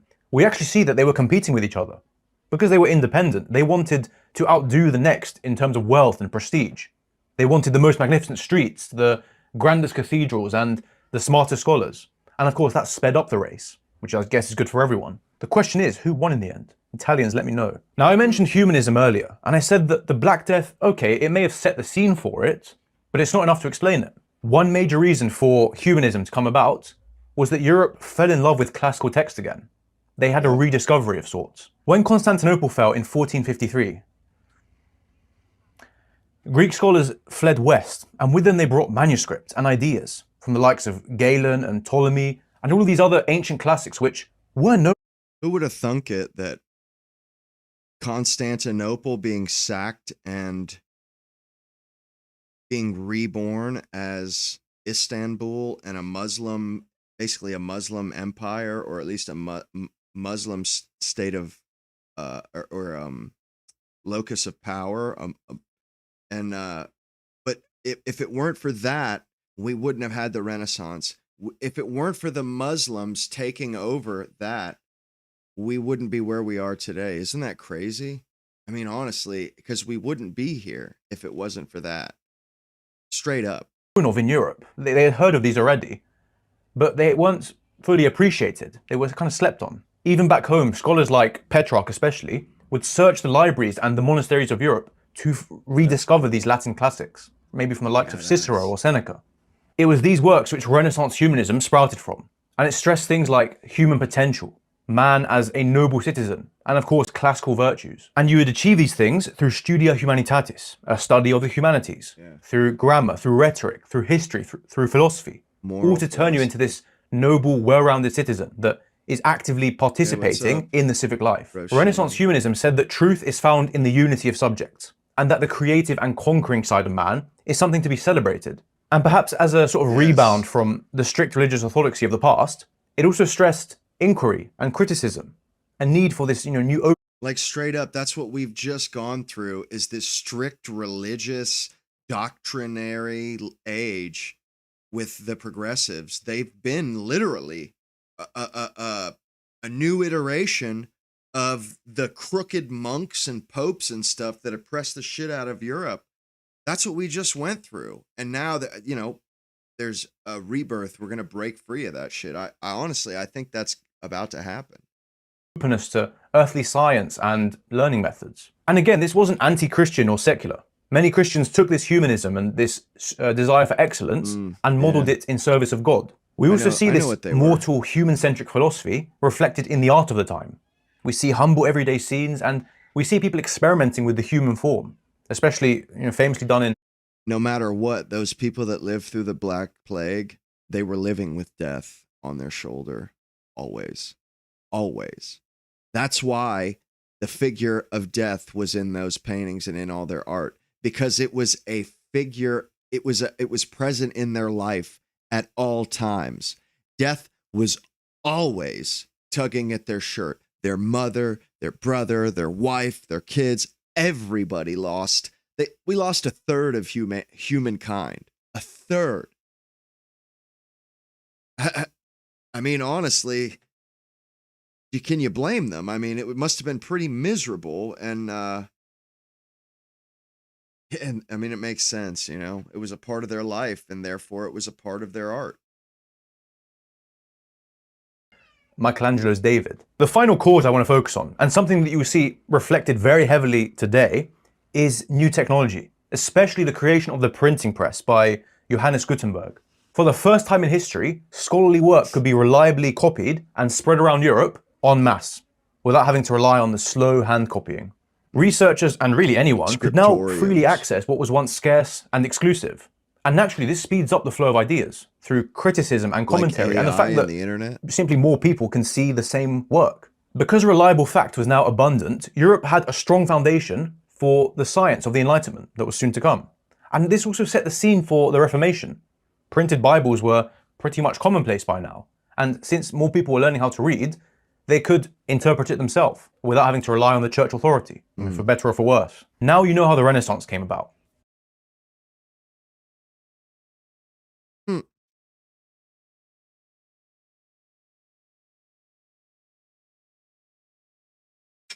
Yep. Truly.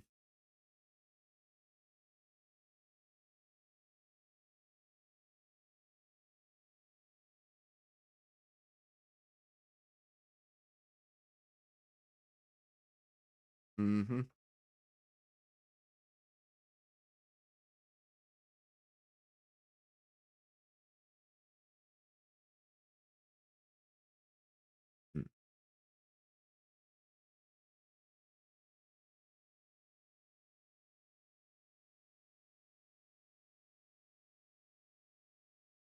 Yep.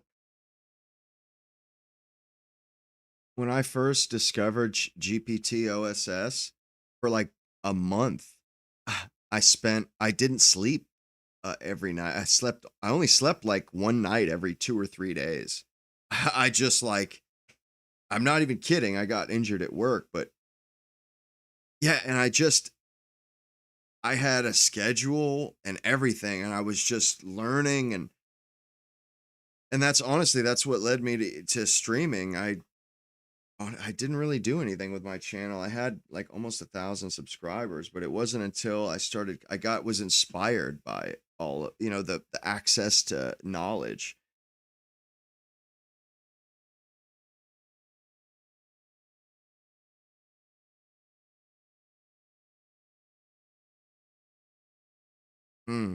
Exactly.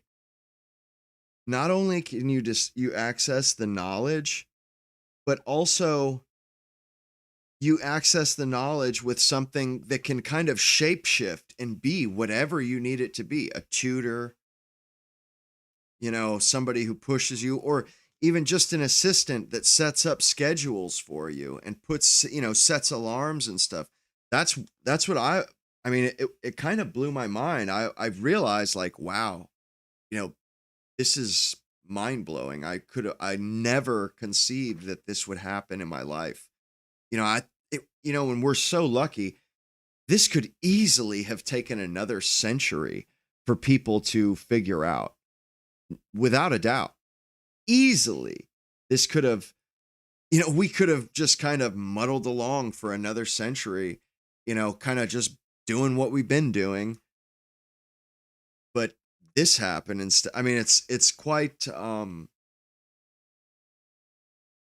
it's exciting and inspiring, and I'm like, honestly, thank God I'm alive, you know, and like I'm lucky, and I feel lucky. Because, you know, relatively speaking, they are. Just as the modern West has defeated physical starvation, you know, hunger, for example, it has also defeated poverty of the mind, at least in theory. Let's not be too generous. Yeah, exactly, now, as long as you have an internet connection and even a shitty laptop, you can learn anything you want. And the only limiting factors really become your discipline and your curiosity. I know this might seem obvious to you, but do we not take it for granted? Because in the Renaissance, private education was reserved for the wealthy. Yeah. And even things like basic education or apprenticeships were coveted. And the masses, the rural poor, could not access these things. Now the playing fields really have equalized. And I still think we're catching up to that fact. We're only starting to realize it now. And you know what? Today, these institutions, the colleges, universities, they feel bloated. They feel like they are losing their past status. And there's a lot you could say about them. You know, are they ideologically captured? Are they, is everyone cheating? Probably yes. I mean, like, here's an example. Tell me that universities, that institution in America, they're dying. And they know they're dying. And everybody else knows they're dying. You know, they have abused us. They have destroyed any trust, any any kindness, like any sort of endearment that we could possibly have towards universities. Yeah, they destroyed it. So when it's time for them to go, we're going to cheer it on, and they're going to be asked out because they're scum. Truly, they should be cast down into the mud with the horse dung, if you ask me. But that's what's happening because we don't need them anymore. Bunch of losers. Those that teach, or those that can't do, teach, as they say. Those who can't teach Jim. Are they just there to farm international students for money? Maybe. But that's not the point of this video. The point is, more than ever, you can find success outside of these institutions. You no longer have to rely on the system, and you don't have to go tens of thousands of dollars into debt. And of course, there's exceptions to this, but something is shifting. I said education is now free and infinite, but like the Renaissance, it's also connected. I know, we have access to every master, every artist, every scholar, every fellow man and woman who are trying to do the same things as us, and who are sharing that journey, often for free. It's a wonderful form of cooperation, and we can learn things so much faster because of that. You know, before we were isolated, and we had to go outside to the library and stuff, and we had to find these things. I don't even know where to start. I wouldn't even know where to start. No, it's crazy. I can go on YouTube now and learn how to build a PC, or how to shoot cinematic film, or how to cook a sexy meal, how to build a juicy physique, how to draw in pencil, or more traditional subjects like calculus or chemistry or coding, anything and everything. So to make this actionable, you must ensure that your information diet, the things you consume every day, are aligned with your creative and intellectual goals. You know, of course, there's some room for junk and entertainment, slop. There's room for that. But in general, you need to align what you see to what you want to produce. That means surrounding yourself with aspiration, with people who are better than you, who are smarter than you, who have done what you want to do. And you guys are already there. Like your physical circle in real life. You guys are already there. You guys watch my stream. You're golden. You guys are going to be way ahead of the curve because of that. Consider yourselves lucky. You've got this handsome devil pouring out his soul and casting pearls to you guys, pearls of wisdom. Influences your behavior. It influences where you want to go and what you want to do and be. I also always say chase the rabbit holes. When you detect this natural curiosity in you, this motivation. Yes, what he's talking about, man, if you follow that, like that's how you truly master subjects. When you're passionate about them like that, you can't pull yourself away. Follow it, because that is, you know, few and far between. You don't always get that, but when you do, it's amazing. It will take you very far, and it will make you learn a lot in a small amount of time. And of course, you must ruthlessly apply what you learn. When you watch or read something, do not just watch or read it. Make sure it translates into real life action. Take notes on it. Say, well, what must I do next? And then practice it. The internet is the new Florence, and we don't know how good we have it. In the Renaissance, sponsored artists and gave them a foundation to work from. Nothing's really changed there, except we've taken it and flipped it on its head, such that it's easier for us. Now, instead of the wealthy plucking out artists and putting them at the top, the masses do it instead. We offer fame and recognition to the people we support creatively. And of course, the former still record label. We don't need them anymore. You know, the wealthy, they love to get their fingers in the culture. They love, you know, they're still industry plants.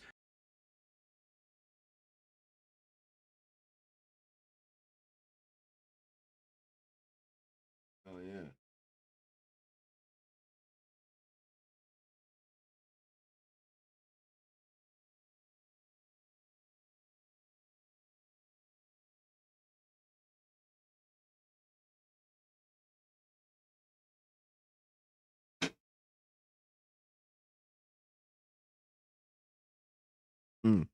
Sorry. And producing software and making videos. And in fact, I get a lot of emails from you with these projects that you're up to. People would show me the software they've made for Obsidian, the plugins. They show me books they're writing. They show me Substacks they've started. It's wonderful to see, and that is what I mean. We don't really need the institutions anymore. We just need the courage and the discipline to step off of that predetermined path.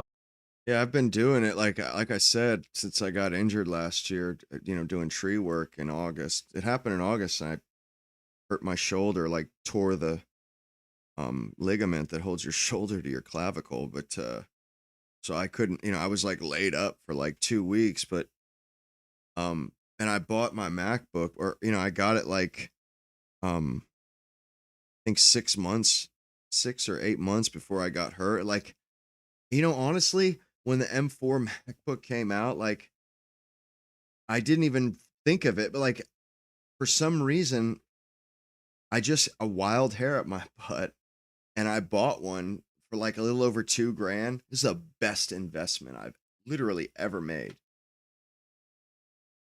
You know, it's kind of like lucky. And I didn't know that AI was going to do this. I had no idea.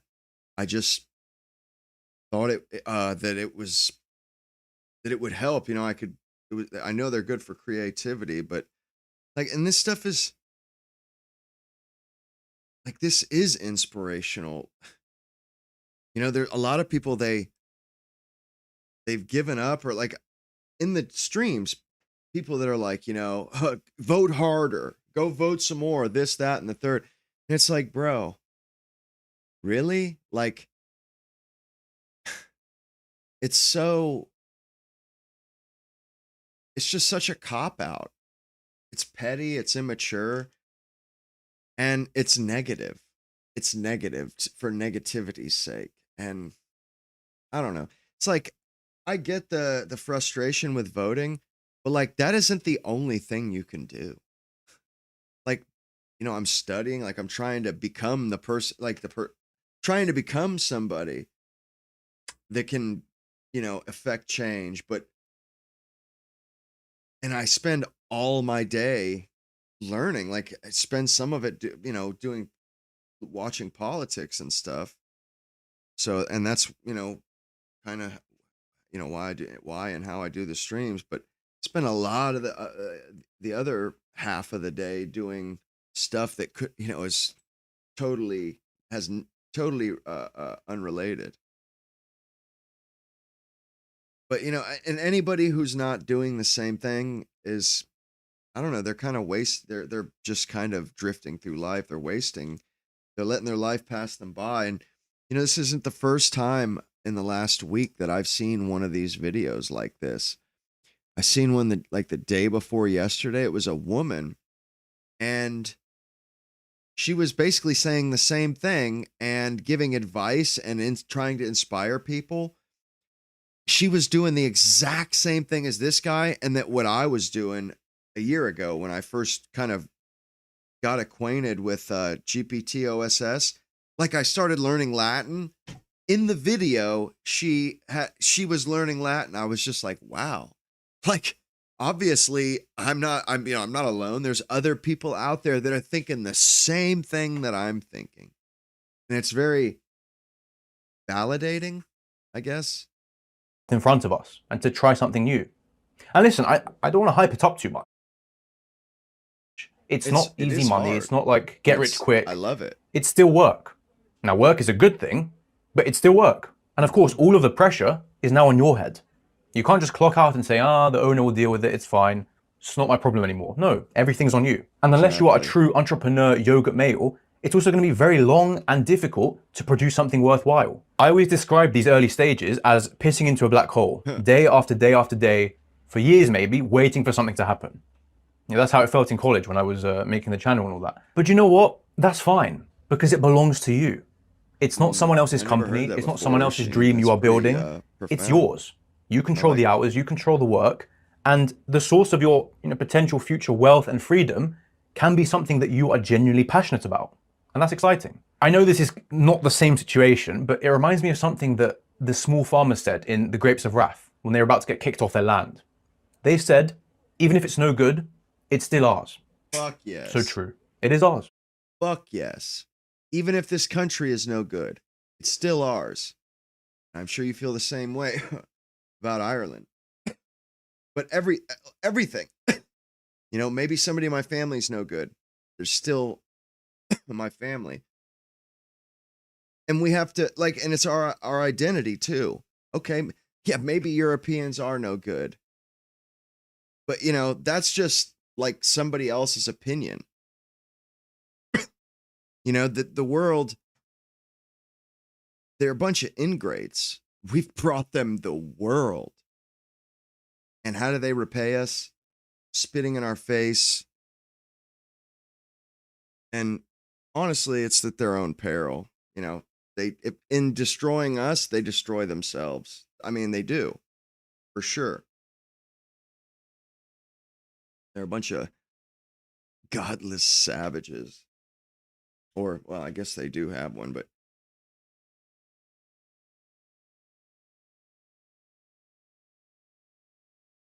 yeah, it's even if it's no good, it is ours. And it's all we have. This country, this civilization, culture, our identity, that it's literally all we have right now. And they've stripped everything else from us.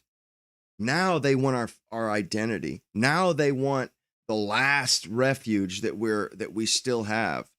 The last bit of comfort, that we've managed to hang on to. These disgusting people, they're so spiteful and petty that, that they openly, we're going to speed up the white races, like Hassan Piker the other day saying it's disgusting. Like, what a, like, it's incredible. And I think he's kind of an idiot because it's like all the violence that you've advocated for. It's like, dude, in what you're saying right there, eventually somebody's gonna, take a crack at you. You don't think somebody's gonna get pissed. Like, you don't think that's gonna be visited upon you? Those chickens aren't gonna come home to roost. Well, I wish I had your confidence. I wish that I was as oblivious and foolish as Hassan that I could just do stuff like that and feel comfortable about it. It's why I can't hate on someone who is doing that whole hustle thing. Sure, there's we can criticize their lifestyle, but they're working on something that is dear to them. And I can't bash that. I can't say, well, how dare you do that? No, true. It's miserable. That's a miserable thing to say. And let's not forget the most obvious thing. You can exchange time for money. It's called a job. But you can also exchange money for time. And, in my eyes, the easiest way to become a polymath or a Renaissance man is to first have a stable, if not abundant, financial situation. Because again, that is how the Renaissance men of old were able to do everything they could do.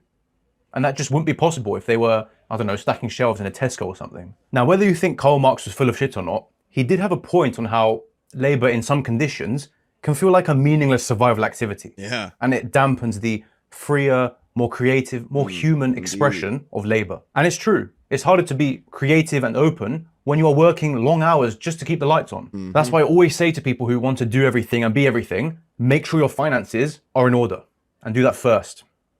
Everything else can wait. You have to sacrifice it for now. If you work for yourself on the side, you can eventually grow that enough to replace your main source of income. And now, if you have a good system in place, you now have more time and energy to be creative and to explore new things and to take life, I think, more naturally. Yeah, I mean, you can become sort of, uh, you know, spiritually empty easily, working all the time. Like you just, you get caught up in life. I honestly, for the last year, I've been more or less savoring every day.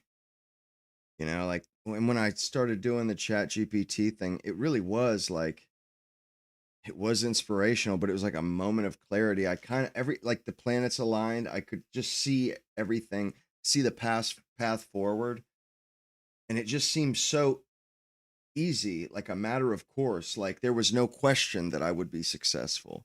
I mean, I still feel that way. Like it's just a matter of time.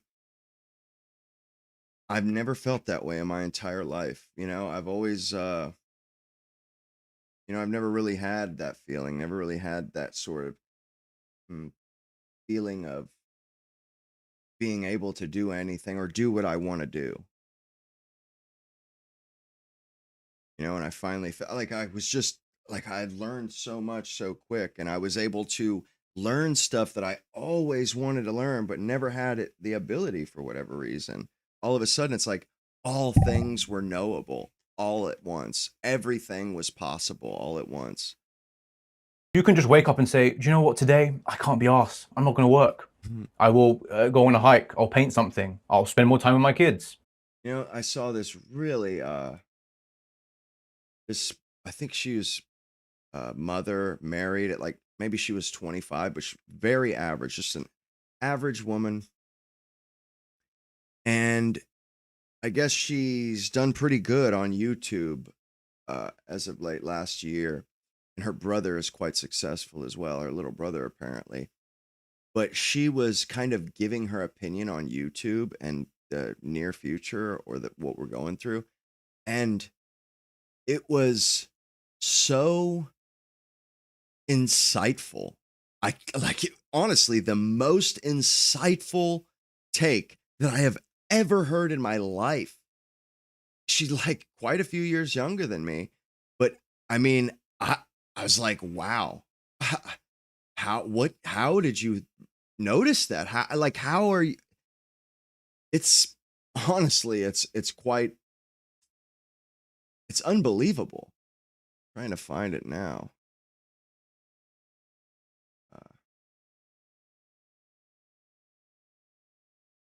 Know how all the hell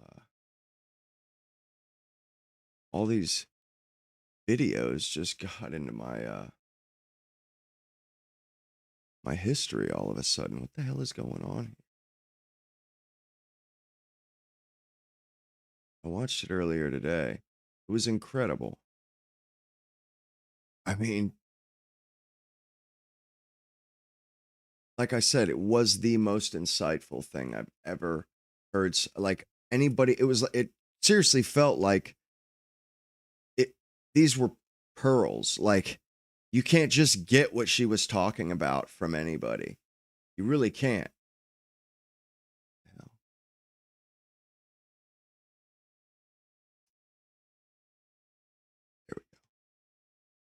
Yeah, you can't come across this stuff any old place. And everything is slop. Everything is everybody's hot take on how to how to start a YouTube channel and this and that. It's all just rehashes. None of it is actually insightful. None of it is clever. None. Zero.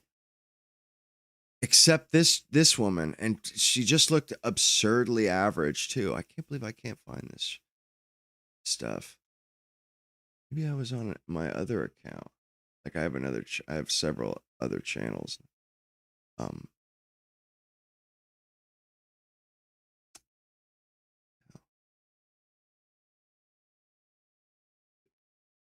In the hell? Man, I really want to show you this right quick before the stream is over.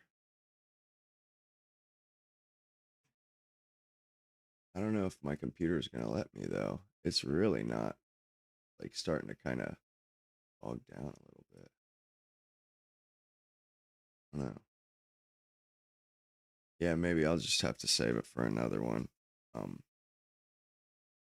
Yeah, my computer is just straight up not. I think I actually saved it in a playlist. Let me check that quick.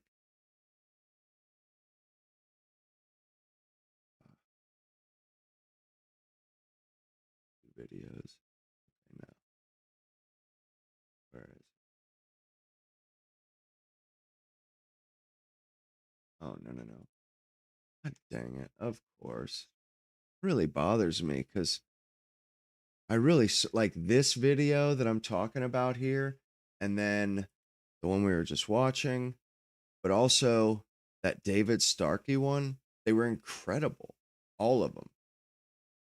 Incredible. And it's like kind of crazy because I just pretty much stumbled into every one of them like today. Kind of crazy. At least that's kind of what I was thinking anyway.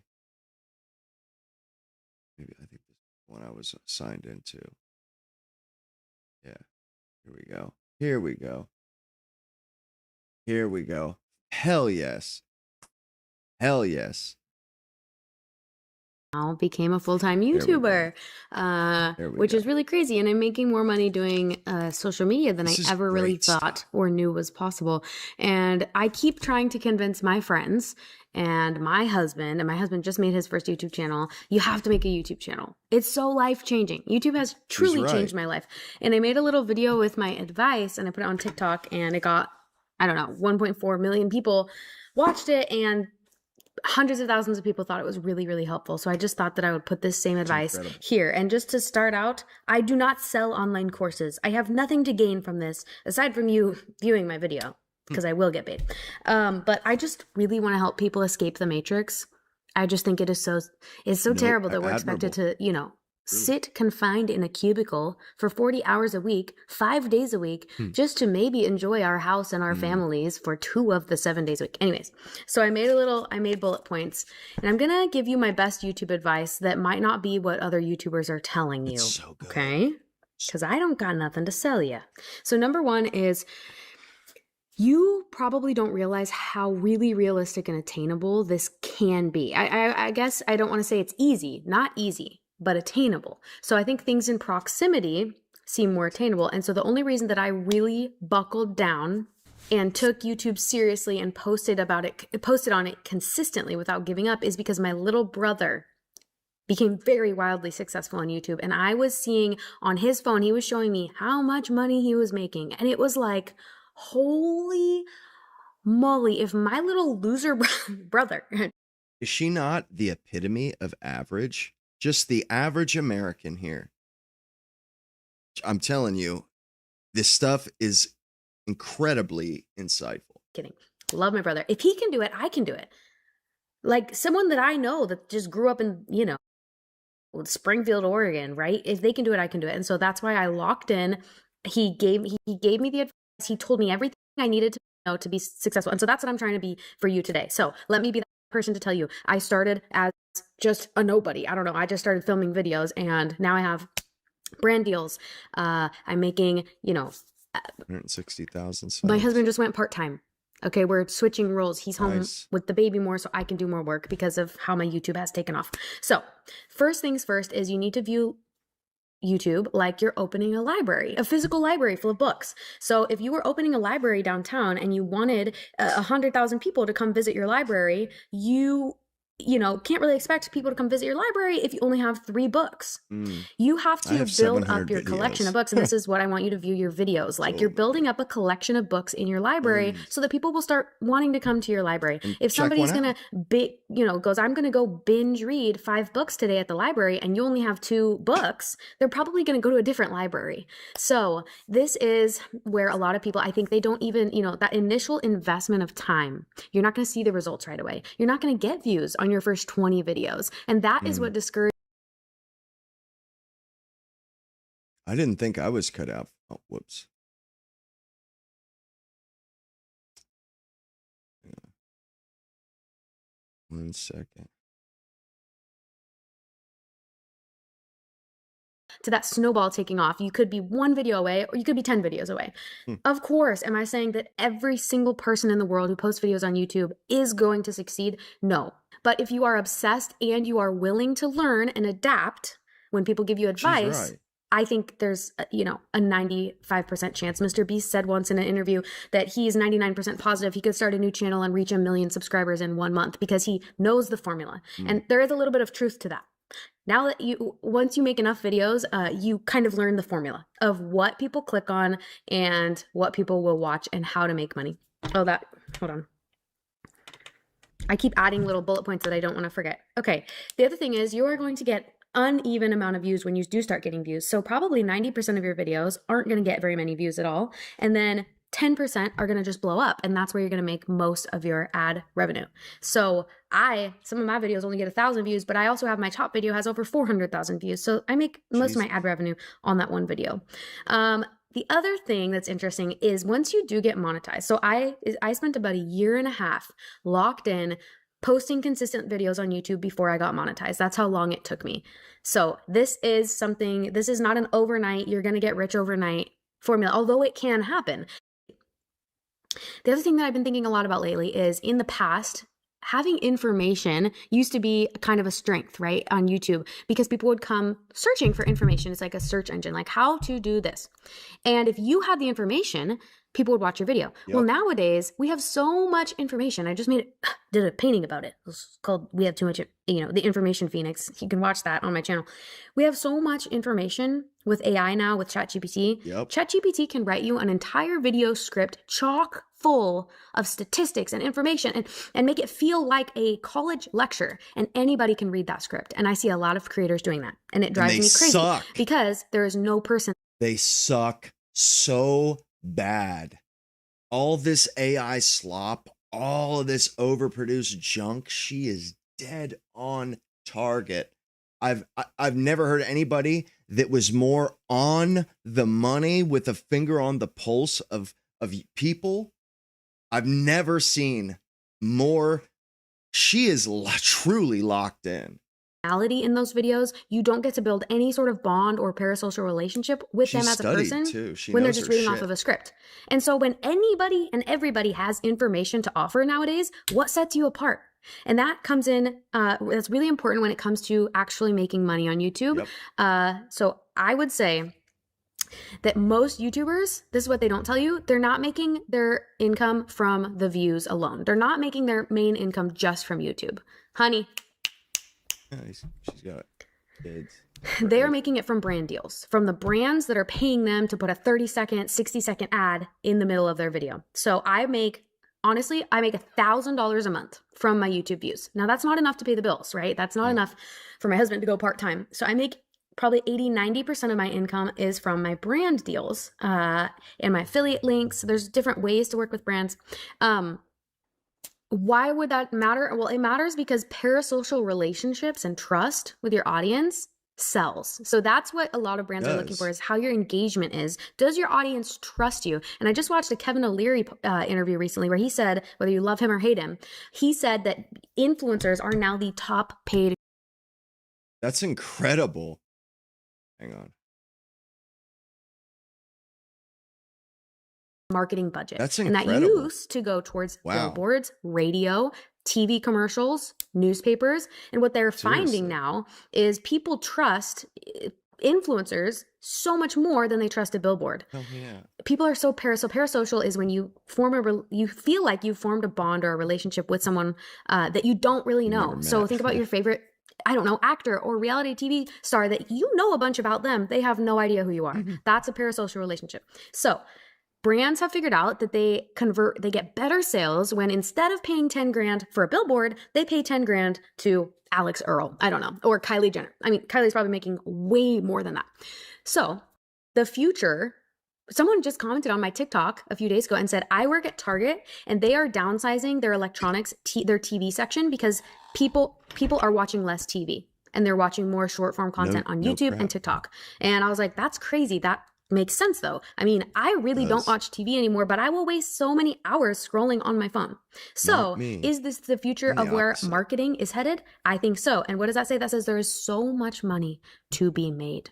So if you're just going to read off of a script, she's absolutely right about this. And I didn't really understand it. I kind of had a feeling, but until she put it into words, put her finger on it, I kind of didn't really know I hadn't come to words with it. I didn't really understand what I was feeling. Then she puts it to words like this, not even like just average person puts it, as she sees it. And it was like I got hit with a diamond bullet, like dead in the middle, like bam, right there right in the dead center of my forehead, a diamond tip bullet. I mean, and it's incredible. Like, she's just a regular American, but obviously there's some passion obviously behind what she's saying. And it's gripping. That's what it is. It's gripping. Or you're going to do a faceless channel where people don't see you, they don't get to know you. It's going to be harder to get brand deals because you're no different than putting up a billboard at that point. So I had someone comment on my TikTok and say, I do product reviews. How can I build more of that parasocial relationship when I'm just reviewing products on my channel or on my TikTok? And my advice was leave room for jokes, leave room for your personality to shine through every few minutes. Talk in your natural cadence. Throw in a story here and there that, this is reminding me of. Dude, this is pure gold. This advice. This is that is such good, useful advice that will yield benefit, dividends. This is, and you don't see this very often. People are almost never this candid about insight into YouTube. They hoard it like a miser. They think they will lose out. They won't make as much money. It's almost like they've discovered gold and they're trying to hide the mine. It's like, bro, you're an idiot, dude. Like, who thinks like that? Like, there is enough to go around. If you've already struck gold, bro, you're like living in the tall cotton. Quit being a greedy miser. Time I was in middle school, be yourself. I started out my channel being very much informational, and by doing that, it became scary to slowly let my personality shine through more. So just start being yourself from the get-go, and then it's less scary. Because if you do it the opposite way, it can sometimes feel like intimidating to even post once you've gained all these followers, because you're like, I can't even be myself. They have this expectation of me, and I'm gonna have to meet this forever. It can be a trap. It can be a box. Another person commented on my TikTok and she said, I keep trying to film a video, but every time I get started, my kids are just being so crazy in the background and I have to start over. And my advice to her was, what if you let them? What if you let your kids be chaotic in the background? And what if that's why a bunch of moms love watching your videos, because they can relate to the chaos? Bro, that is brilliant advice. That is brilliant advice. Truly, this woman here, she understands this market on a whole nother level. She is dialed and she's locked in. I'm pleased as punch for. Obviously, she's put in the effort, and like I'm just pleased to see it, and that she's she's an honest, generous Christian, white woman. Like it. So I think like perfection is just going to be first of all, it's going to slow you down because it's going to take Perfection is the enemy of success. So long to finally make your first video or your 5th video or your 10th video. And really, this is a numbers game in the beginning. The path to monetization is just making video after video after video, and also making these long form, even if your goal is not to be a YouTuber and your goal is to be a TikToker and your goal is to make short videos. I still think that one of the best things you could do is start a YouTube channel, because filming yourself for 20 straight minutes gets you so much more. It's like exposure therapy. Gets you so much more comfortable on camera. And it's going to spill over into how you film your short videos as well. Because it's easy to, speak in a character voice for 3 minutes. Really, it's really hard to do for 30 straight minutes. So eventually, after, you film 50 videos, at a certain point, you're just going to be like, whatever, I'm just going to talk in my normal voice. And then that comfortability, at least in my experience, spilled over into everything. Now everything I film, I'm just like, whatever, I'm just going to be myself. Oh, that brings me to the next thing. be ugly, okay? If you want you want to get all these followers. This is amazing advice. She is dead on. She's so right. Notice she doesn't have makeup on. She knows what she's doing. She understands. She really does. She understands. She's got a gift for, and you know something? In my experience, just living life, I have found that women have incredibly good intuition on this stuff. Truly. I mean, maybe it's woman's intuition, but they tend to have a good head for seeing utility or seeing when things are ahead of their time or they're going to be big. And I think women are kind of known for this. Like back, hundreds of years ago or, back in the 19th century, women had these feelings, like when two people would meet, a woman would say, there's something about them. They're going to get married. I bet you they get married. And they would. And there's something about that. Like they have a good sort of sensor for that. They have a damn good sense for that. Like I remember my dad telling me, because he made a lot of money trading, lost it all in I think 2008 or September or 9/11, one of the two. But he made like over $500,000 over like 15, from like the 80s to like 2000 and something. And he was telling me that my mom had told him about this company Amgen, huge company today, a medicine, or they make Medicare or treatment therapeutics. And he looked into it and he bought, a little bit. And he told me, he said, for 2 decades straight, the amount he bought doubled like 30 times. 30, like he said, it was insane. He goes every 6 months or every quarter, his broker would contact him and say, hey man, you need to sell some of this Amgen. It's all your holdings, because it was just growing. And all of a sudden it would dwarf all his other investments. He's like, yeah, it grows so much that all of a sudden it goes from being 10% of my holdings to 95% of my holdings. He said for 2 decades, it did this. It took him 2 decades to sell it off like that. And my mom put him onto that because she like saw the price, or she got something, she had some medication and was like, talking to my dad, like, man, this medication, it's like, you should invest in that because, man, they charge an arm and a leg for their therapeutics. That's what she said. It was so expensive. She was like, geez, whoever's got stock in that company is making good money. So my dad looked into it, and it was like, really, it was low. Didn't have much value when she said that. It exploded. It's still exploding to this day. To this day, that company still, I think it's like $200 a share, probably a lot more than that now. It's been a couple of years, but like, and this is what I mean. Women, and it's always kind of, they're sort of just, they're not trying to convince anybody. They're just throwing, they're spitballing, they're, like if it was their money, they'd be looking into a couple of, and sure enough, you'd look into it and they're like, bro, they are like dead on the money, man. There's something there. And I think it's like awesome though. It's really cool. I think, and obviously it's a historical thing too, because they call it woman's intuition, but I have personally seen it. And you guys, I mean, I'm not one to, glaze women, but in my experience, yeah, I've seen that.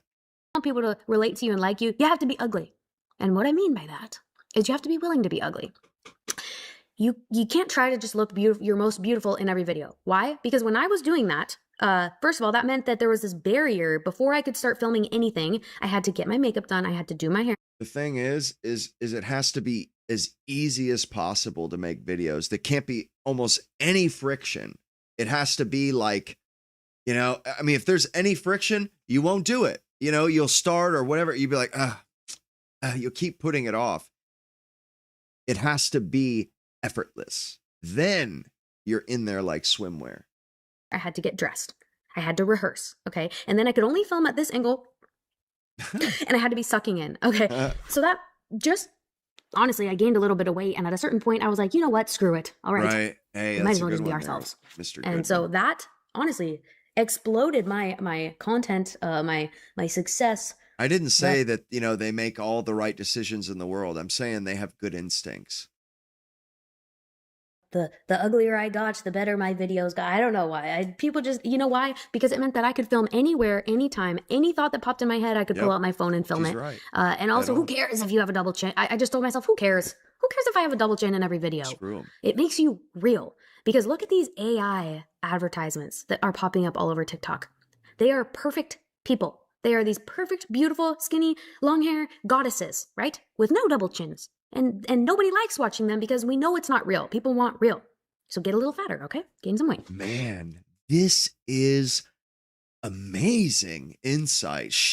I mean, man, you know what? I'm happy for her, you know? I really am. Good for her. That's your homework, okay? Practice being ugly on camera. Film a few videos from down here. And it's like exposure therapy for you. So there's something that I read. She's actually quite attractive as a person. She's very modest. You can tell she's a really good woman, actually. I get that feeling from her. She's very calm. Got a good head on her shoulders. You know, she's obviously creative and somewhat ambitious, and you know, she's got a kid now, and I think, honestly, I think this is really, it's going to be women like her that, you know, that's if we make it through this.